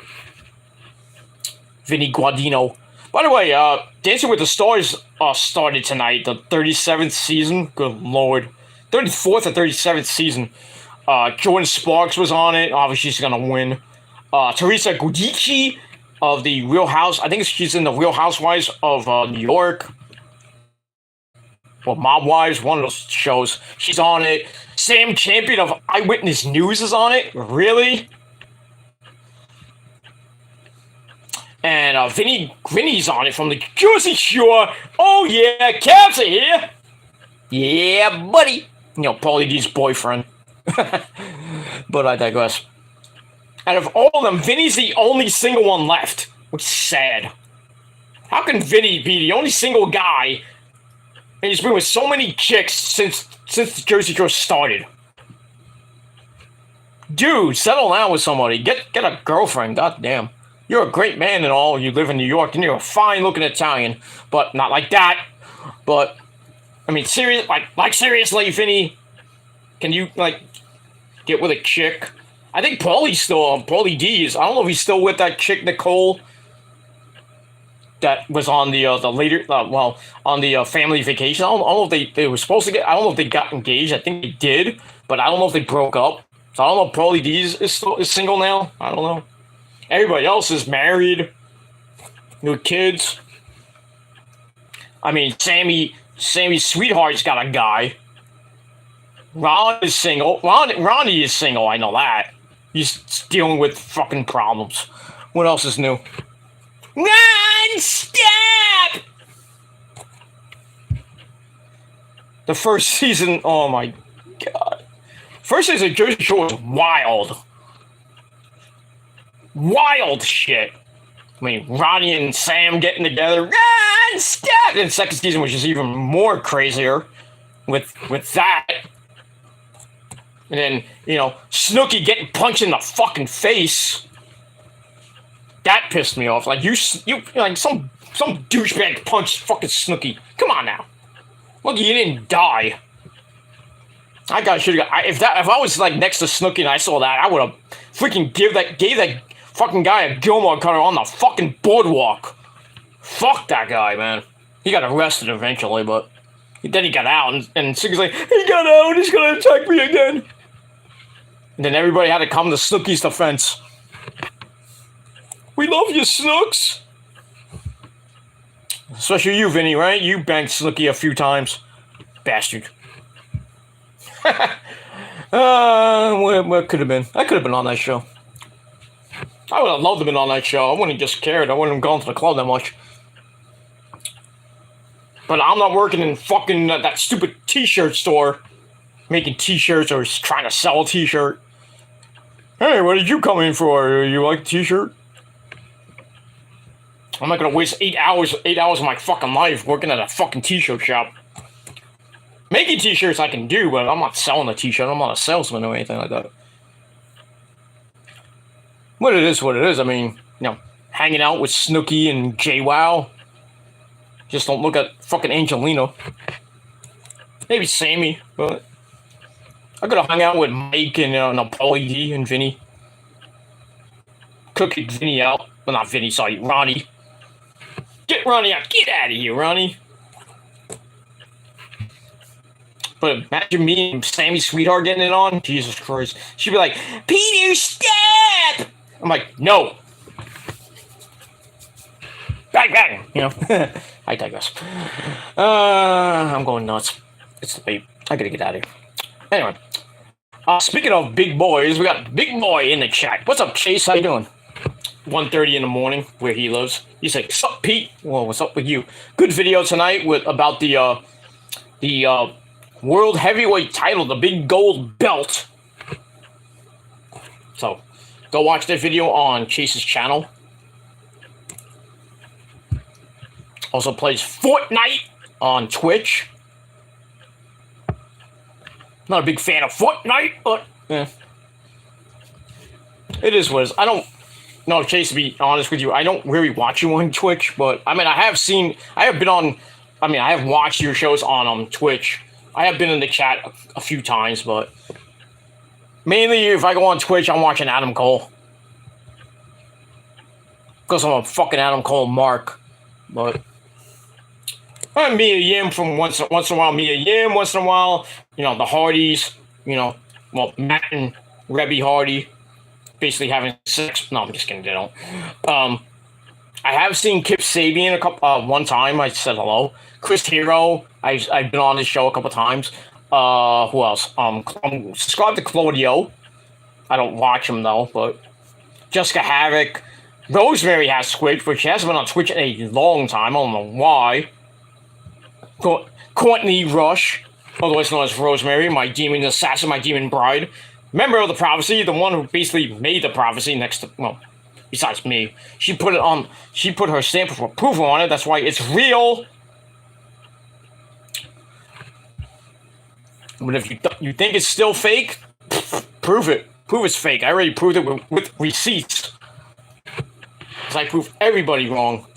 I did it tonight too. Somebody's like, prove your time on YouTube, because I think I'm on YouTube so much every fucking hour of the day. Nope. I proved it. Today I've been only on an hour and 22, or was on for an hour and 22 minutes. But now that's all on my, well, like I said, it could be on my phone, but on the computer I haven't been on all day. I don't even know how you figure that, how much time you on the computer. But I'm not on 24/7, 365. I have a job and a life, so can't be on. I'm not on all day. You can't prove I'm on all day. Oh, but you left the comment at 3 a.m., so I'm up till 3 a.m. I don't give a shit. I can't watch videos. And if I comment on your video, do I really give a shit? You have to complain and bitch and moan and bitch and moan and complain and bitch and moan, bitch and moan. Get a fucking life, you asshole. Go to bed. Stop worrying about what I do. Worry about what you do. And that's jerk off to me. Make sure you clean your sheets after. But I digress. Alright, let's get back to this match. Alright, so Kevin hits the swanton for a near fall. Goes back up. Derry crotches him on top. Tries for a superplex. That didn't work. With that stupid Corey Graves fucking line with the Samoan. No. Superplexing Kevin Owens is like trying to headbutt a Samoan. Yeah, if Roman hears that, or the Usos hear that, or any other Samoan, they're gonna come for your ass. So I would tread lightly there, Corey Graves. But anyway, Derry gets knocked down where he avoids a moonsault. Never thought he would hit a moonsault, but anyway. Then we get a whole bunch of covers by Derry trying to win the match, but Kevin Owens kicks out of that too. So Derry does what any other guy would try to do, like Eddie Guerrero essay, and try to lie, cheat, and steal, but he failed at it. Grabs the briefcase, which gets stolen by, surprisingly, Johnny Gargano. I don't know where the hell he came from. So, just that Austin Derry Gargano feud, which is going to start, was about to start, well, it is starting, type of. So anyway, that leads to Owens getting right up, hitting the pop-up powerbomb. 1, 2, 3. Kevin Owens gets the win in just over 13 minutes. Match I gave 2.25 out of 5 stars. And then that. And then we get something later with Gargano and Kevin Owens and the Alpha Academy. But I'll get to that in a second. Alright, so after the match, Gargano drops the briefcase on Austin Theory's face. Fuck you. That's it. And he leaves. Alright, so 2.25 out of 5 stars. Alright, then we get a recap of Matt Riddle turning down Judgment Day last week after deeming, hey, we know each other from way back, even with Rhea. PWG. Anyway, then afterwards he gets the crap beat out of him by Finn Balor, and then getting stomped by Seth Rollins for his troubles. So then we go to Kevin Patrick in the back with Riddle. He's all happy about costing Seth Rollins the United States title earlier in the night. And he's ready to team up with Rey Mysterio, booyaka booyaka, against Finn Balor and our good friend Damian Priest in a tag team match player. So we'll see what happens with that. So I gave that 2.25 out of 5 stars. All right, after that, we got a humongously long recap of Logan Paul getting into it with Roman Reigns at the press conference. Then they showed a little bit of his podcast that nobody watched or listened to. Then he did what he did on SmackDown. And then he gets the world title match at Crown Jewel. We saw the press conference and what happened there. Basically, Roman owning his ass on the mic. Basically saying, I'll show you what God mode is really like. Oh, he's going to beat Logan Paul's ass. Logan will probably give him a little bit of a run for his money, but he ain't winning. Do you think Hunter and Stephanie want a full-scale riot in Saudi Arabia? And in America when they come back? On Monday Night Raw? Nope. You want people to boycott the WWE? You don't want the fans to go all back to AEW? Tony Khan's like, oh, you left, we're back. Glad to have you back. But anyway, there's no way in God's green earth and the bluest of hells that Logan Paul is gonna beat Roman Reigns or somehow keep winning and steal the title. I'm like, come on. It's just gonna be a publicity stunt. Logan's gonna do his shit, get close to winning. Paul Heyman's gonna have a heart attack. Maybe the Usos and Sami Zayn get involved. Maybe like Ricochet or I don't know who else. Maybe there'll be a clusterfuck ending. And a lot of people get interfere in the match when they really shouldn't.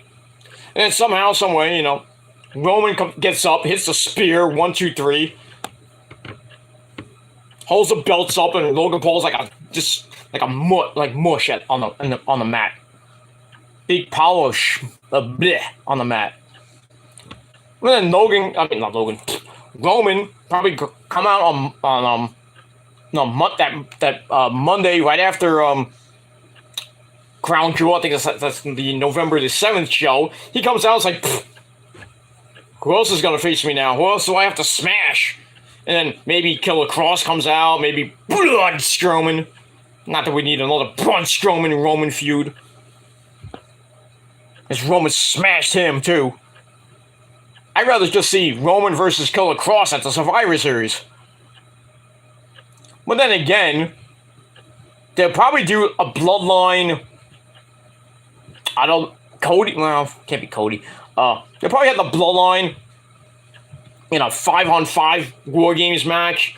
So we have Roman, the Usos, Solo Sikoa, and Sammy on one side, and then the other side, who knows, on Monday Night Raw. Or Drew forms a team, or maybe Killer Cross forms a team. Or maybe just Sammy won't be in the match. You could put Killer Cross in the match. No, he's Sammy. Fuck him. He's getting over with the crowd, but eventually he will turn face and join it with his good buddy Kevin to face the Usos for the tag belts whenever that match may be. Probably be at day 1 or at the Rumble. Sammy and Kevin win the belts. Generico reforms, win the belts. And then the eventual fall of the bloodline will start. The tag titles will go bye-bye, then Roman's titles will go bye-bye. So 2+ years will go down the drain. But it has to end somehow. And if Roman loses to Cody, he loses to Cody. But it's not going to be The Rock. I'll tell you that much. And that's all I got to say about that. Alright, so we got that. So happy, Riddle's all happy about, teaming with Rey Mysterio to face the Judgment Day. And we get that. And then we get Logan Paul's thing, which I gave 2.25 out of 5 stars. Alright, after that, we get the music of the Brawling Brutes. That's Rich Holland and Butch, who come out. Butch says, It's Monday night. It's fight night. So we'll get it 4 days early. so the fans are all like, yeah, Butch. Was Pete fucking Dunne. Anyway, I thought his name was going to be changed back to Pete Dunne. It will eventually, but not right now. Anyway, so they come out, and Rich Holland promises that they're going to win the tag team belts on Friday from the Usos. Nope. Anyway, then the Street Profits come out. Crime Time 2.0 come out.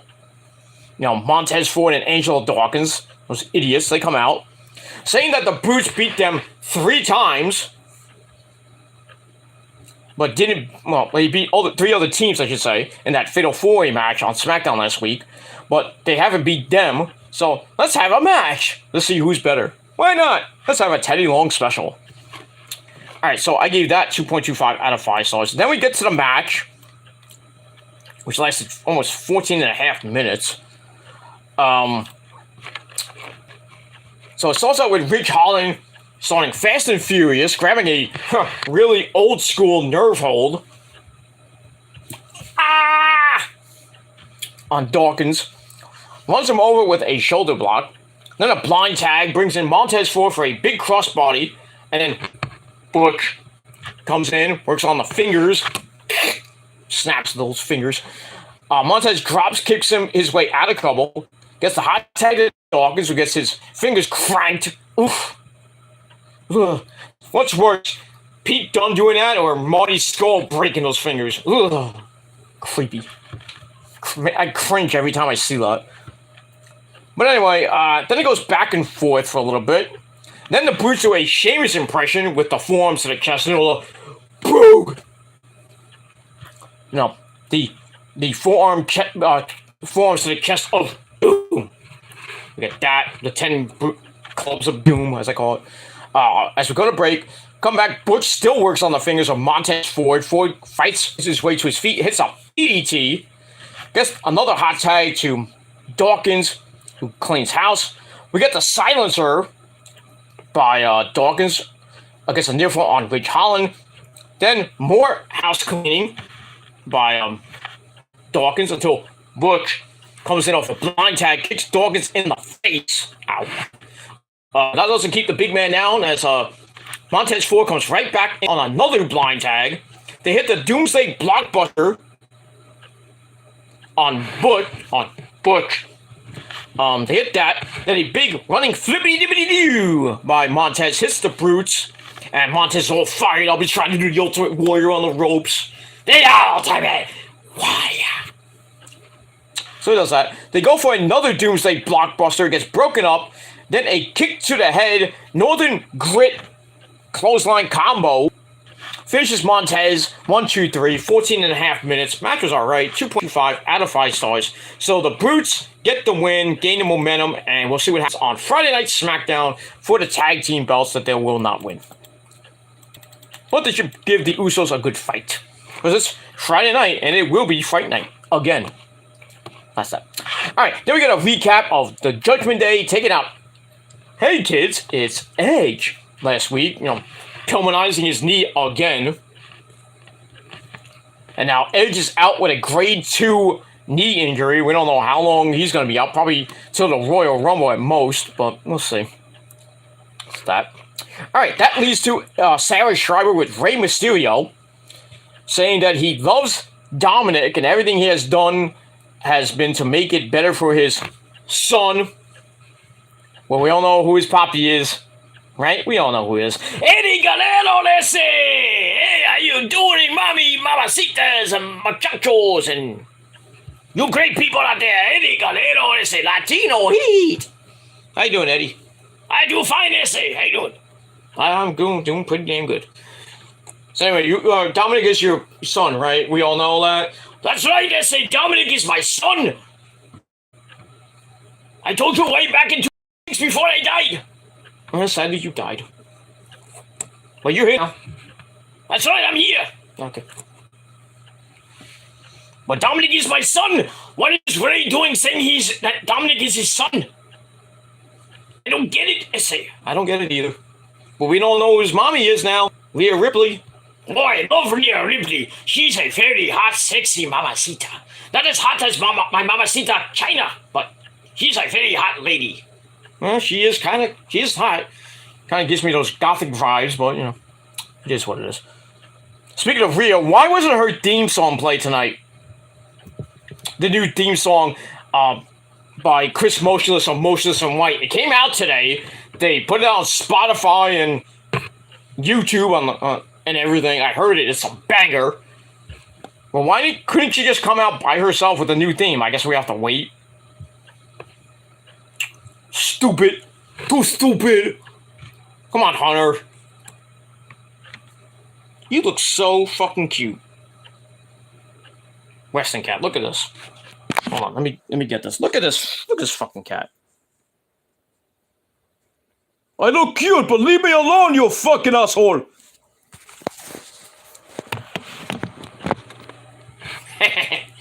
You're funny. Anyway, Western cat taking a nap. Well, not taking a nap, just laying down, chilling. Right? Are you chilling like a villain on that listens to Bob Krillin? Right there, Zuzu? Right? Gonna say anything? No? You're just gonna make your funny stretching poses? I guess so. But anyway, we move on from that. Alright, so, you know, good old Rey Mysterio talks about his son, trying to smack some sense into his son, and it ain't working.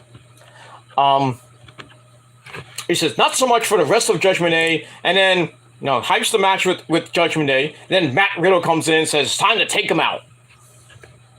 That's it. So I give that 2.25 out of 5 stars. And we move on. Alright, then we go to the Alpha Academy. Sheesh! Sheesh, please! Oh, thank you! Otis and Chad Gable. They're there. They're talking to Johnny Wrestling, Johnny Gargano. And they're kind of pissed off because Johnny cost their good friend, Austin Theory, the match against Kevin Owens. So they're going back and forth. And looks like we're going to get a match with Gable and Gargano again. Would be nice. But Kevin Owens comes in. And they go back and forth. And then Kevin's like, well, if you want to mess with him, you're going to mess with me. Blah, blah, blah, blah, blah. And then guess what gets made? A Teddy Long special. After a whole lot of yelling and sheeshing. So next week on the program from Edmonton, Alberta, Canada, which is the home country of Kevin Owens. Remember, he beat Gable in Montreal. Or Toronto. It's always Toronto. I'm sorry, not Montreal, Toronto. So Kevin's going to probably do it again in another part of Canada, which is a shithole, Edmonton. So we got that. So the Panda Express, Johnny Gargano and Kevin Owens, takes on the Alpha Academy next Monday night on Raw. And if you don't know what I'm talking about, go watch PWG from way back in the day. Look it up. There's a promo with them there. Just look up Johnny Gargano, Kevin Owens promo PWG. Should be there on YouTube. Everything's on YouTube these days. Except sex, but, you know. Or just halfway sex, you know. Grinding and shit, but not like full sex, but, you know. Unless you got a red tube or some shit like that. But I digress. So we got that next week. So I gave that 2.25 out of 5 stars. Alright, then the Judgment Day come out to their main theme by Alter Bridge, The Other Side. I was hoping that we'd get that great song by Chris Motionless for Rhea Ripley, but we did not. So they all come out. You know, Dom in his black shirt comes out and he stops and Rhea Ripley whispers in his ear again. I don't know what the fuck she said.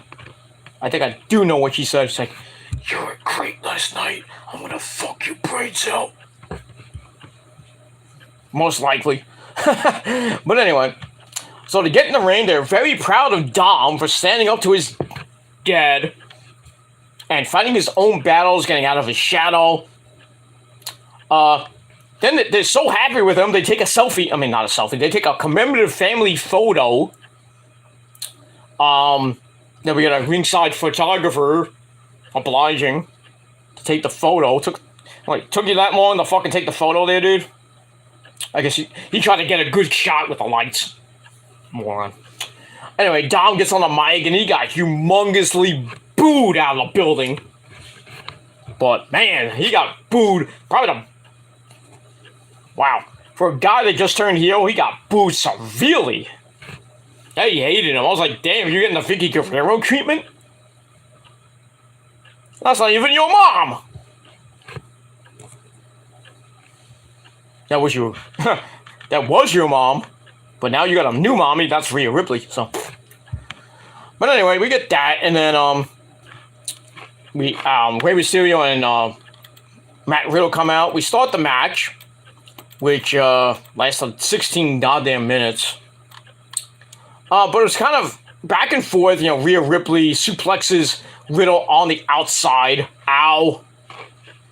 And then they, go back in. Eventually, Rey gets the hot tag and, picks up, he wheelbarrows Balor into a 619 position, but Damian Priest breaks it up. And then Riddle hits a floating bro on Damian Priest. Then we get a 619 to Damian Priest. And looked like they were about to win. But Seth Rollins comes out as Riddle was on the outside. He takes him out. Rey chases him off with a chair. So Seth goes into the crowd and leaves. And then Dominic is there and he's just like standing there. And he's like, "What are you gonna do, Dad? What are you gonna do? What are you gonna do? You're not gonna do nothing because you're not my dad anymore." So he just like gets on the ground and kind of like gets into execution position. And then he's like, "Come on, Dad, hit me with a chair right in the face. Come on. Come on." And Ray's like, drops the chair, gets in the ring, and Dominic's like, "Pussy." He actually, I think he said if you reading lips, he's pussy. so your match is who's real that is. That's how I told him to say. I told him how to say pussy. No, shut up. Crazy fuck. Anyway, so he gets back in the ring and basically he gets the fucking shit beat out of him. As Finn hits a what does Finn hit? I think Finn hit a sling blade. And then Damian hits a choke slam, setting up Finn to go up top, hitting the coup de grace. 1, 2, 3, finishes off Rey in 16 minutes. So thanks to Dom again, Judgment Day stays on top, in control. Well, not in damage control, but in control. They win again, and the match I gave 2.25 out of 5 stars. Afterwards, they celebrate. Blah blah blah blah blah. That's all I gotta say about that. So pretty decent match, but still. Clusterfuckery at the end. Wasn't needed, but I don't know, whatever. Alright, after that we get a recap of Dexter invading The Miz at his house last week during that interview that he tried to give with the WWE interviewer, whoever that is. It wasn't Sarah Schreiber or Kevin Patrick or even Caleb Braxton or Aaron Moran. He tries to get an interview and he's like, "I'm out of here. I don't want to talk about Dexter anymore." Then he leaves with Maurice, who was looking smoking hot. They get in their car and they leave, and then we go back to the house. We see Dexter in the house with a picture of his family. Creepy Dexter. So we're going to have Miz TV with Tommaso Ciampa, the Psycho Killer, and another creepy bastard. Dexter on Miz TV coming up in a bit. So we got that. Alright, then we go to the back. We have a humongous fight breaking out between Matt Riddle and Seth Rollins. Security and agents like Daivari and I think Jamie Noble was there, Petey Williams and the Hurricane. Try to break him up with the referees and security guards. They have to be held apart. Rollins like, "You want a rematch? You want a rematch? You name the time, you name the place, and we'll do it." So Riddle shouts, like, "Extreme Rules, fight pit!" I was like, oh shit. Seth Rollins, you open your big fat mouth, and look what it got you. An Extreme Rules Fight Pit match. First time on the main roster that the Fight Pit is going to be there. So I don't know if it's going to be in a separate part of the build. I don't know how they're going to do this. Because they're going to have to, well, they have to do it in another part of the building because they can't do it in the ring. I assume. Maybe they could. I don't know. Well, I got to see how they're going to do it. But I would think they're going to do it in a different part of the building. Like the arena is gonna be like thinking that like WCW Uncensored used to be. Remember when Hogan and Macho Man in that what was that match? The triple, not the Triple Cage Tower of Doom, but that cage where you had like 3 levels, and they had to fight their way out, and they had like beat like Luger and Flair. You remember that match at WCW Uncensored? What was that? 96. It was right. I think it was like way before Hogan turned. They won that match. It was a crazy, stupid match. Like they started on the top level and somehow they got out, and I don't know how they won the match because Flair and I think company fucked up. But somehow they got out of the match. They won. Obviously, they were gonna win. Oh, the Doomsday cage match. The Doomsday Triple Cage match. That wasn't really a great match, to be honest with you. I didn't like that WCW Uncensored pay-per-view with that match in it, but I never liked the Uncensored pay-per-view anyway. Good concept. Hardcore matches every fucking match, but kind of led to TNA Lockdown, which is all cage matches. But now everybody's like using the Uncensored concept now. JCW just did one, I think it was last week, where almost every match it was uncensored. It was like all hardcore matches, and some of them were just like bloody as fuck. I mean, that tag match they had, I forgot who it was, but all 4 men were busted wide open. And then the main event was a women's match.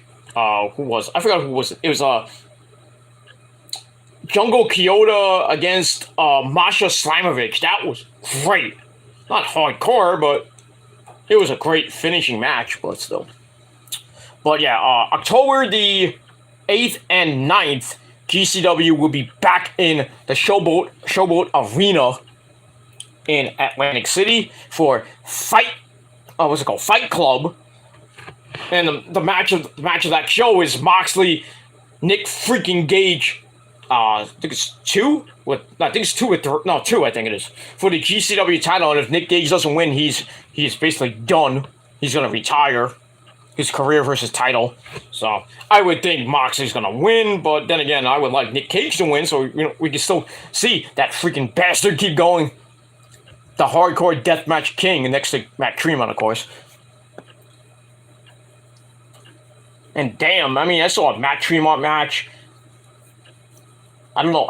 It wasn't GC. I think it was GCW at a GCW show earlier this month.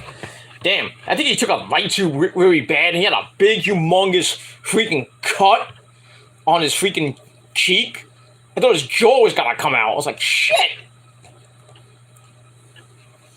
But then somehow I think he got all stitched up. Then he had another hardcore match last Monday. Or H2O Death Nitro, Monday Night Death or something, I think it was called. And he had another hardcore match, which he obviously won. I think he fought, Danny DeMonto.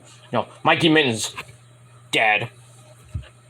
But obviously Matt Tremont won. But it is what it is. Speaking of Deathmatch Legends, for all you people that used to watch XPW, and if you know who Messiah is, he's coming back to No Holds Barred in LA. I think it's later this month, I think it's next month in LA. So he's coming back. Also, the crazy Madman Angel is coming back. And if you follow XPW, he took probably the sickest freaking bumps of anybody that used to be in XPW or any crazy motherfucker who takes sick bumps like Jeff Hardy, dude.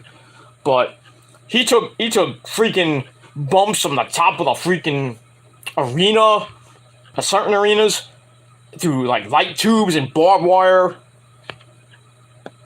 Crazy bumps from like scaffolds and stuff. I mean, if you follow, it was on Instagram. I saw a video from one of the my followers.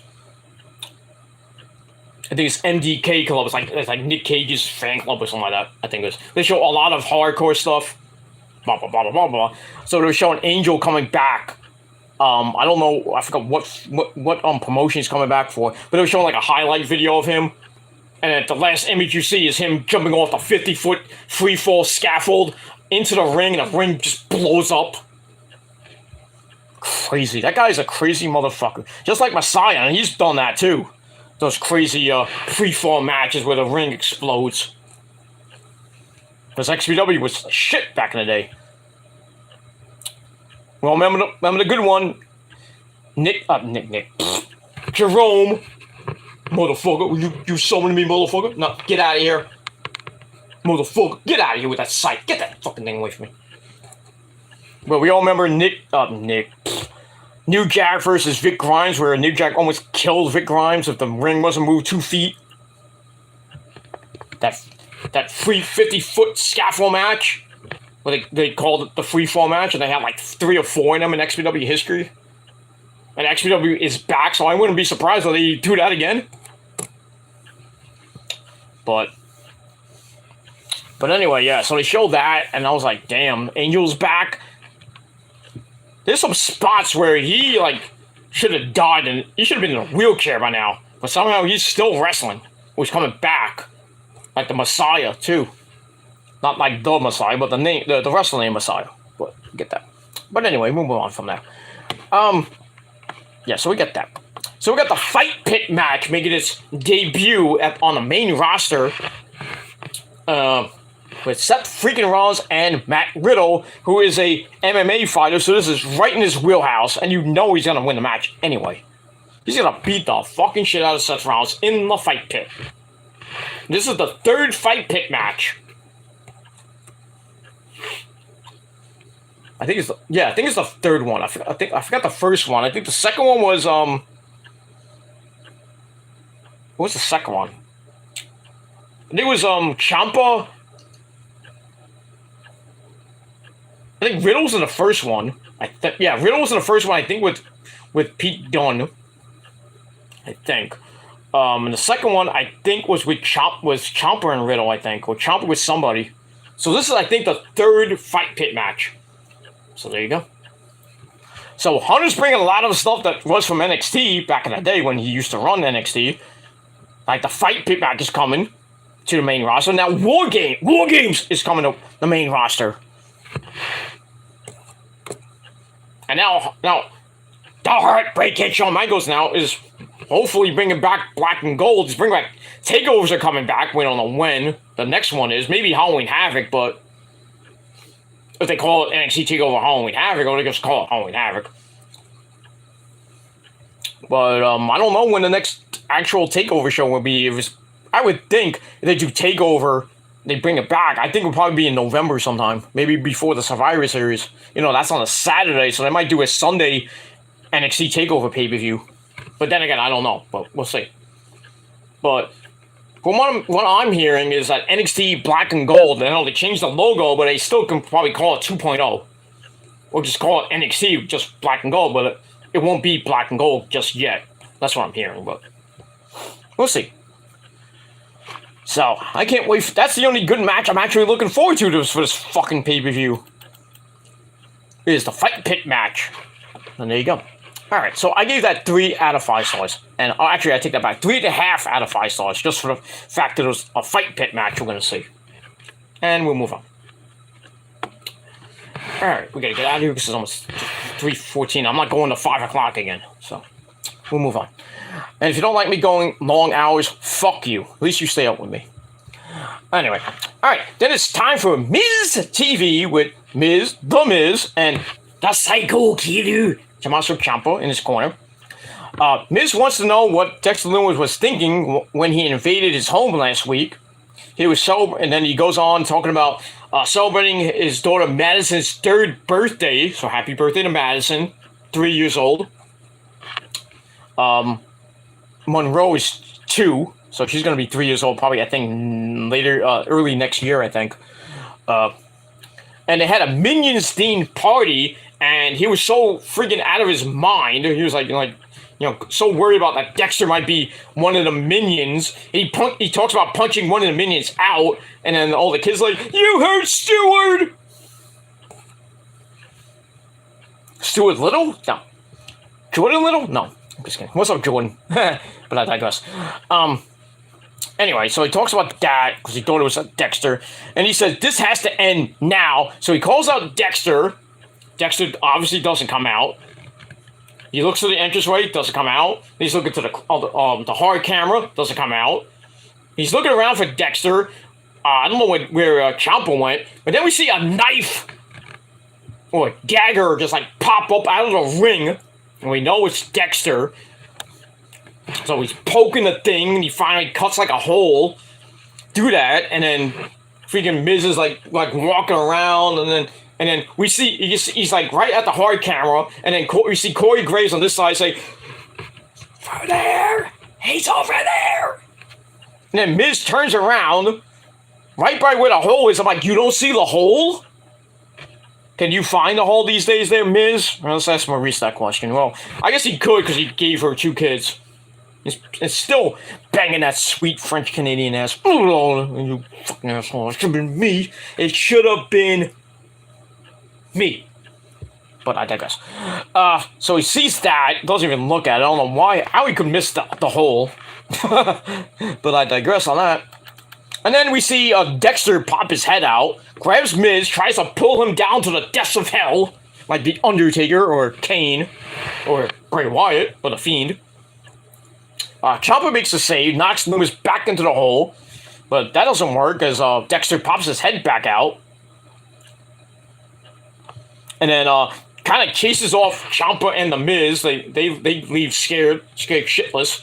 And then Lumis just drops back down the hole. So I am liking this storyline so much. I don't know where it's going to go. I'm thinking like the Macho Man Randy Savage. Ooh, yeah, dig it.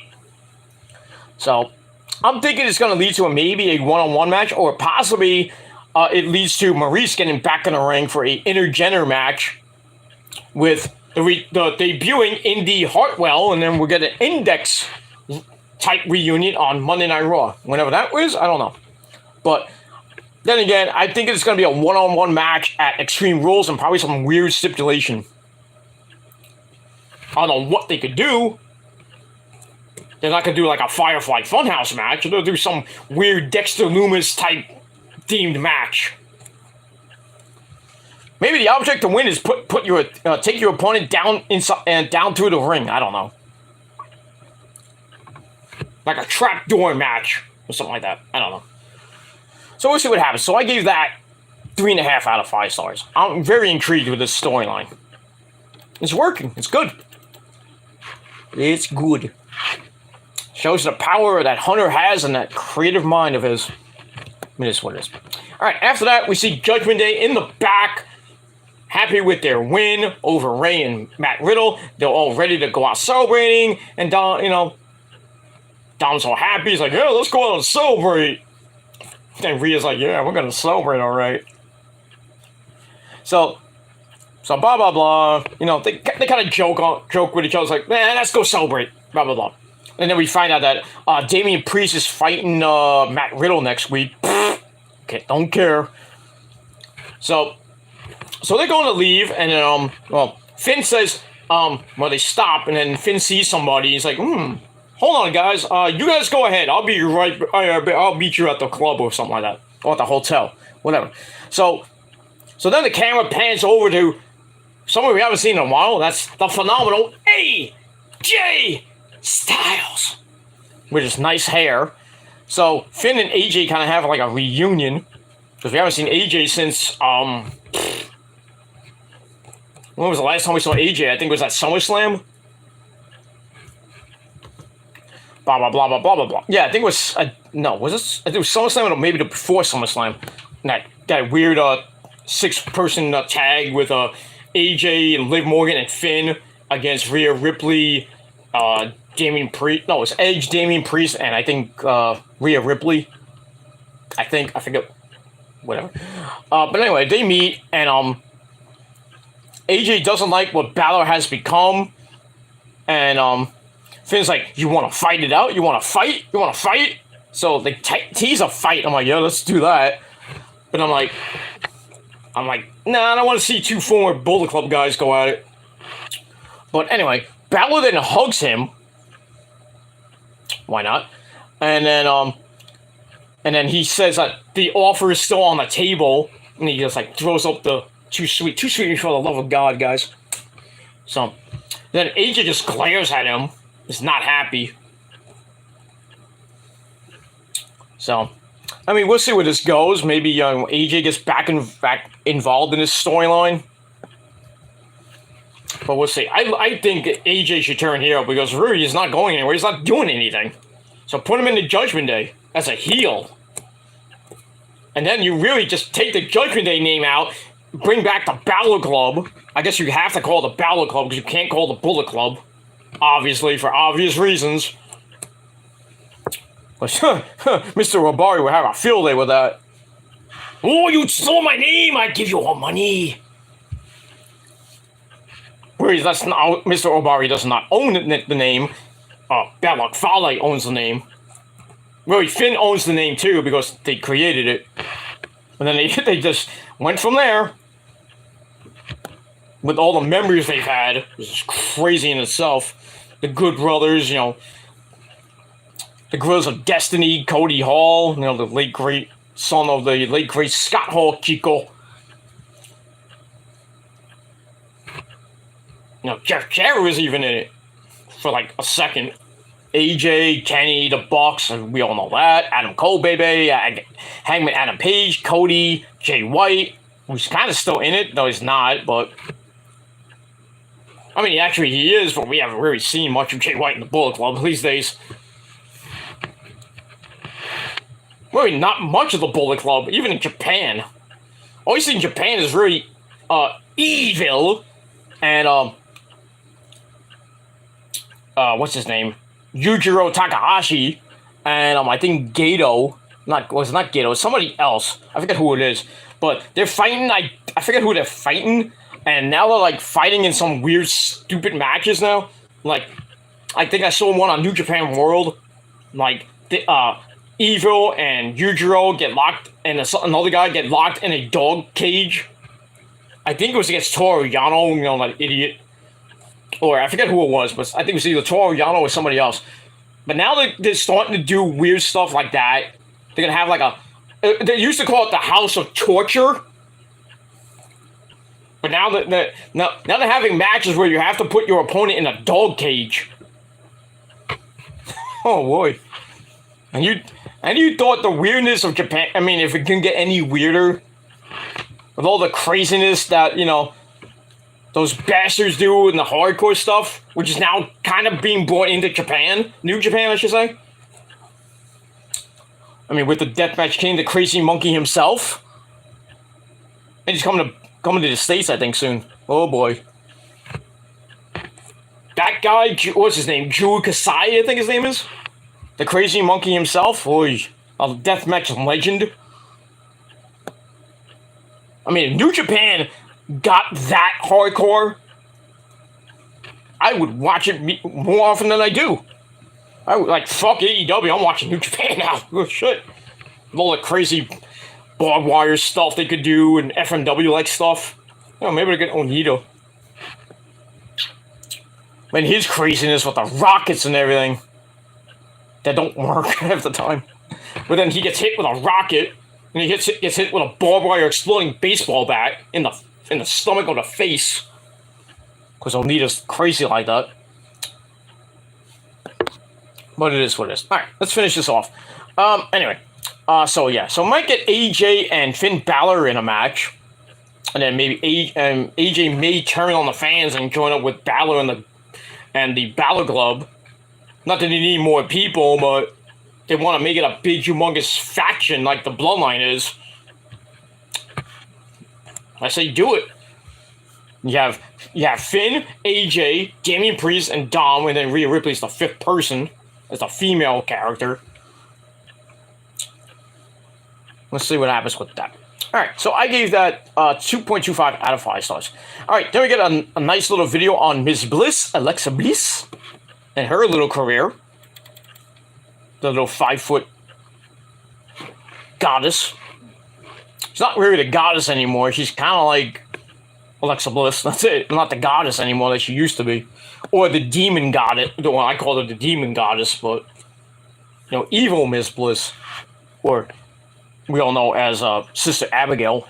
But she misses that. She said she misses it, so why don't you even make her drop that gimmick and make her go back to kind of like the goddess, but it's not really the goddess. They just took her evilness away and just kept her with Lily, and now she's just normal Alexa Bliss with Lily. Makes no sense, but okay.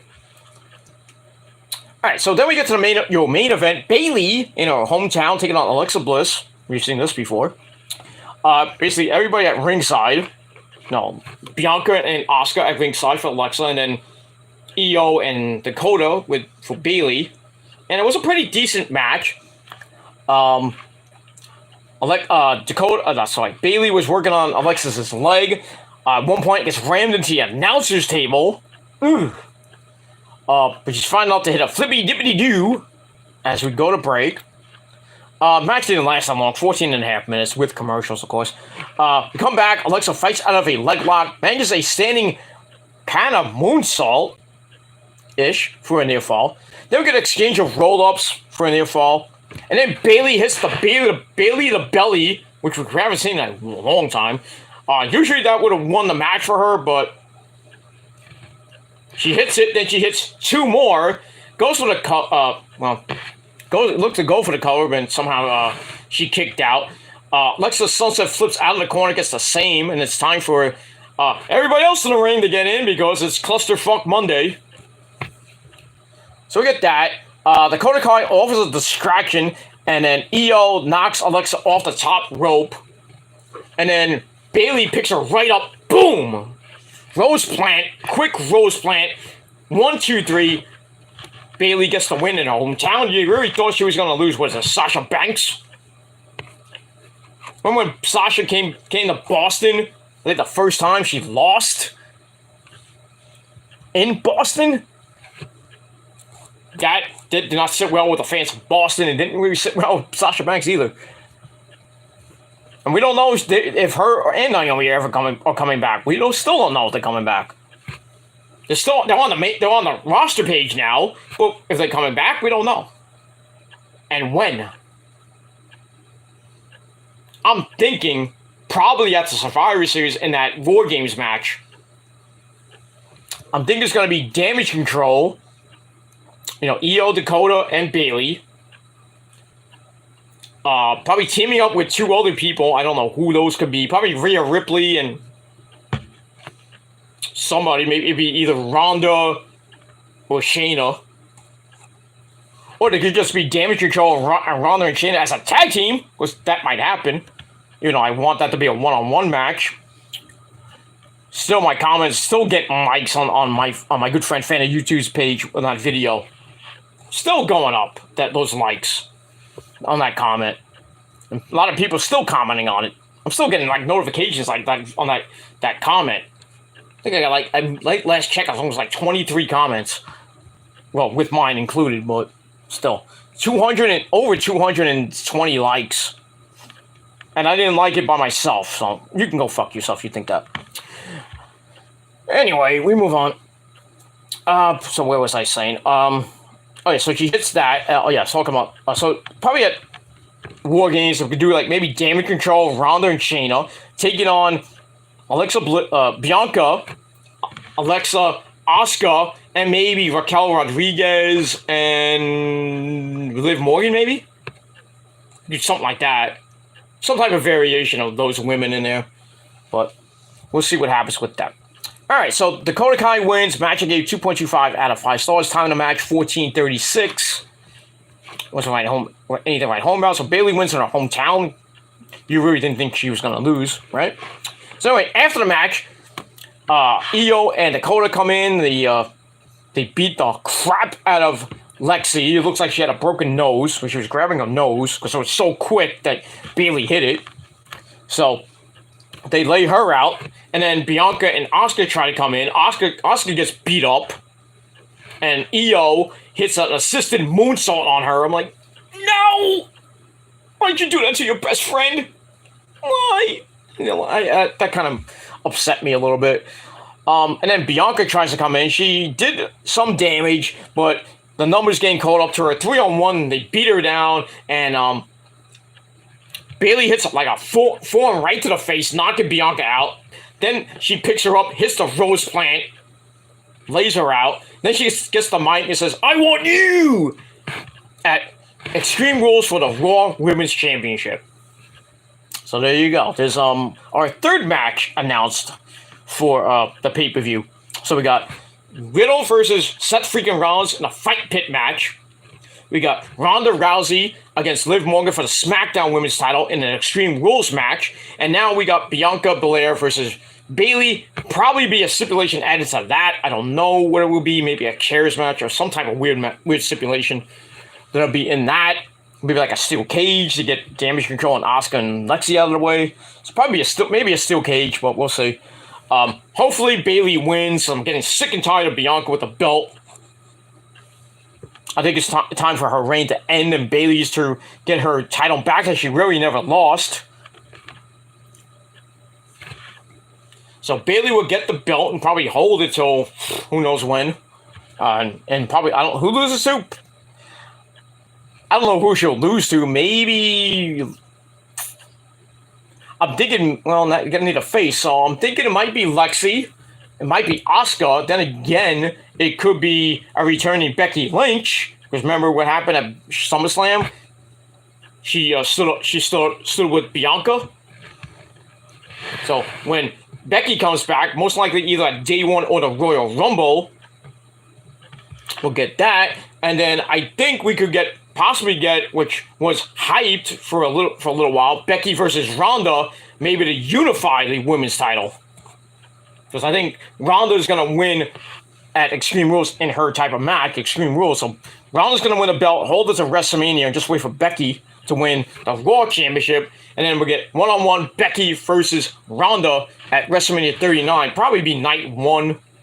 But then they could do night 2. Probably be night 2. But we'll see. And then somehow they'll unify the title. I don't know who would win that. I would think Becky would mop the floor with Ronda, but that's just me. So we'll have a unified women's championship finally. You know, we don't need that because I think both shows should have titles. Just get rid of the brand split and get rid of like unifying stuff. I mean, I was hoping it would work with Roman, but now it's getting ridiculous because Roman's held that belt for almost 800 days now. Getting close. It's getting near 800 days. And then the Usos are about to hit 1 year with the unified tag belts. But then again, I think they're going to lose probably by Day 1 or at the Royal Rumble. And then Roman's going to lose his belt probably at the Royal Rumble. So probably Cody. Or The Rock, because of The Rock, because I think they're saying that The Rock might cost Roman the belts. Cody will win the belts and then go on to WrestleMania to face whoever wins the Royal Rumble.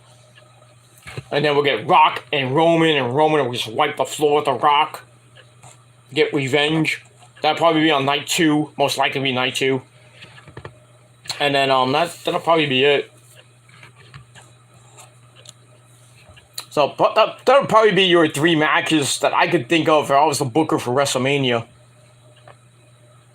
Besides maybe Randy turning heel and facing Riddle. Then you have Roman versus The Rock, Becky versus Ronda for the unified women's title. And then you probably have Cody versus whoever wins the Rumble, which could be Seth Rollins. That'd be nice. That's what I'm thinking it might happen. Those 4 matches I'm thinking is going to happen. So mark it down. Right now, 3:34 a.m. on September the 20th, 2022. Those 4 matches possibly, in my head, could happen at with my type of booking, could happen at WrestleMania 39. But then again, everything can change. Cards subject to change, as always. All right, so that ends Monday Night Raw and my Raw review. Thank you all for watching this video. My final rating for Raw, 6.25 out of 10 stars. Let me know what you guys think in the comment section down below. Don't forget to smash that like button. Stick that thumb straight up. You know who's behind. Up her arse. And leave comments if you wish. Don't forget to follow me on social media if you dare. Facebook, Twitter, and Instagram. Share the video all over the internet. Like I said, don't forget to smash and beat that bell to death. Turn on all notifications so you don't miss a goddamn thing. And if you do, well, fuck you. Because you're going to miss a lot and miss some good shit. And that's all I got to say about that. Alright. I'm going to say my quick thank yous for the night. I'm not going to do it like, I guess it's too late, 3:35 in the morning. I'm not going to do my thank yous like Jimmy Fallon. But happy birthday to Jimmy Fallon. As always. But I would like to thank Chase for coming in, even though it came a little, just saying hi. I don't know, it was late when he was like, where he lives in San Antonio. But thank you, Chase, for coming on. I'll talk to you probably tomorrow. Whatever you're doing, maybe I'll talk to you on Messenger. Thank you to Kevin Daddy. I know it's like 8:30 in the morning in the UK. Along with my good friend, Real Rally Sport Rally. Thank you for coming on as well, mate. Good video today about, well, your sport of soccer, we call it football. So talk about that. Check him out on his channel. Hopefully you'll be on the road to 150 subscribers and getting near 200. Hopefully by the end of the year. But we'll see. So keep going. You'll get there. So check Will Rally Sport Rally out. Check out Kevin Daddy. Subscribe to Chase. And I would say subscribe to Prince Idol on his channel. And thank you to Prince Idol for coming on. My assassin. The man himself. Hopefully, gotta do what you gotta do to get that guitar to me for my birthday. Don't kill anybody, please. I don't want to hear from Savannah that you're in jail. Because I don't have to kick you out of the prophecy. Because we don't do that shit. We don't condone killing people. But we will protect ourselves. But we don't condone killing people. So don't do it. But anyway, that's all I gotta say about that. So yeah, thank you to Prince Idol for coming on. I know he's talking about Savannah, modeling pictures. He's just sent to me on Discord. I'll look at that later, but I won't be doing what you think I'm going to be doing. I'm just going to go look at them and go to bed. That's all I got to say about that. I got other things to whack off too, and that's Rosa and Oscar and Kyrie and Eel. So I'll do that later. But anyway, I digress. So that's it. Thank you all for watching. I'm Peter Gilmore. I am signing off. I am getting out of here. Go Mets! We're in the playoffs. Now let's get that fucking division. Hopefully JD and his Braves will choke the next 15 games. But we'll see what happens. Now they're facing Washington and Philly the next the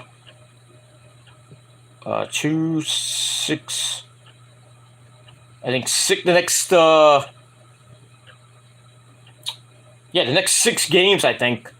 Because they're playing 13 games, so against Philly and Washington until they face the Mets again next weekend. So they got, I think, 6 games left with those schmucks. Hopefully they lose at least 4 of them.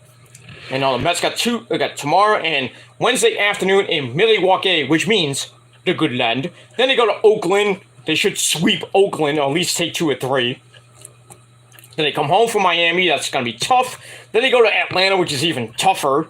But DeGrom and Scherzer will be pitching in that series to end the season.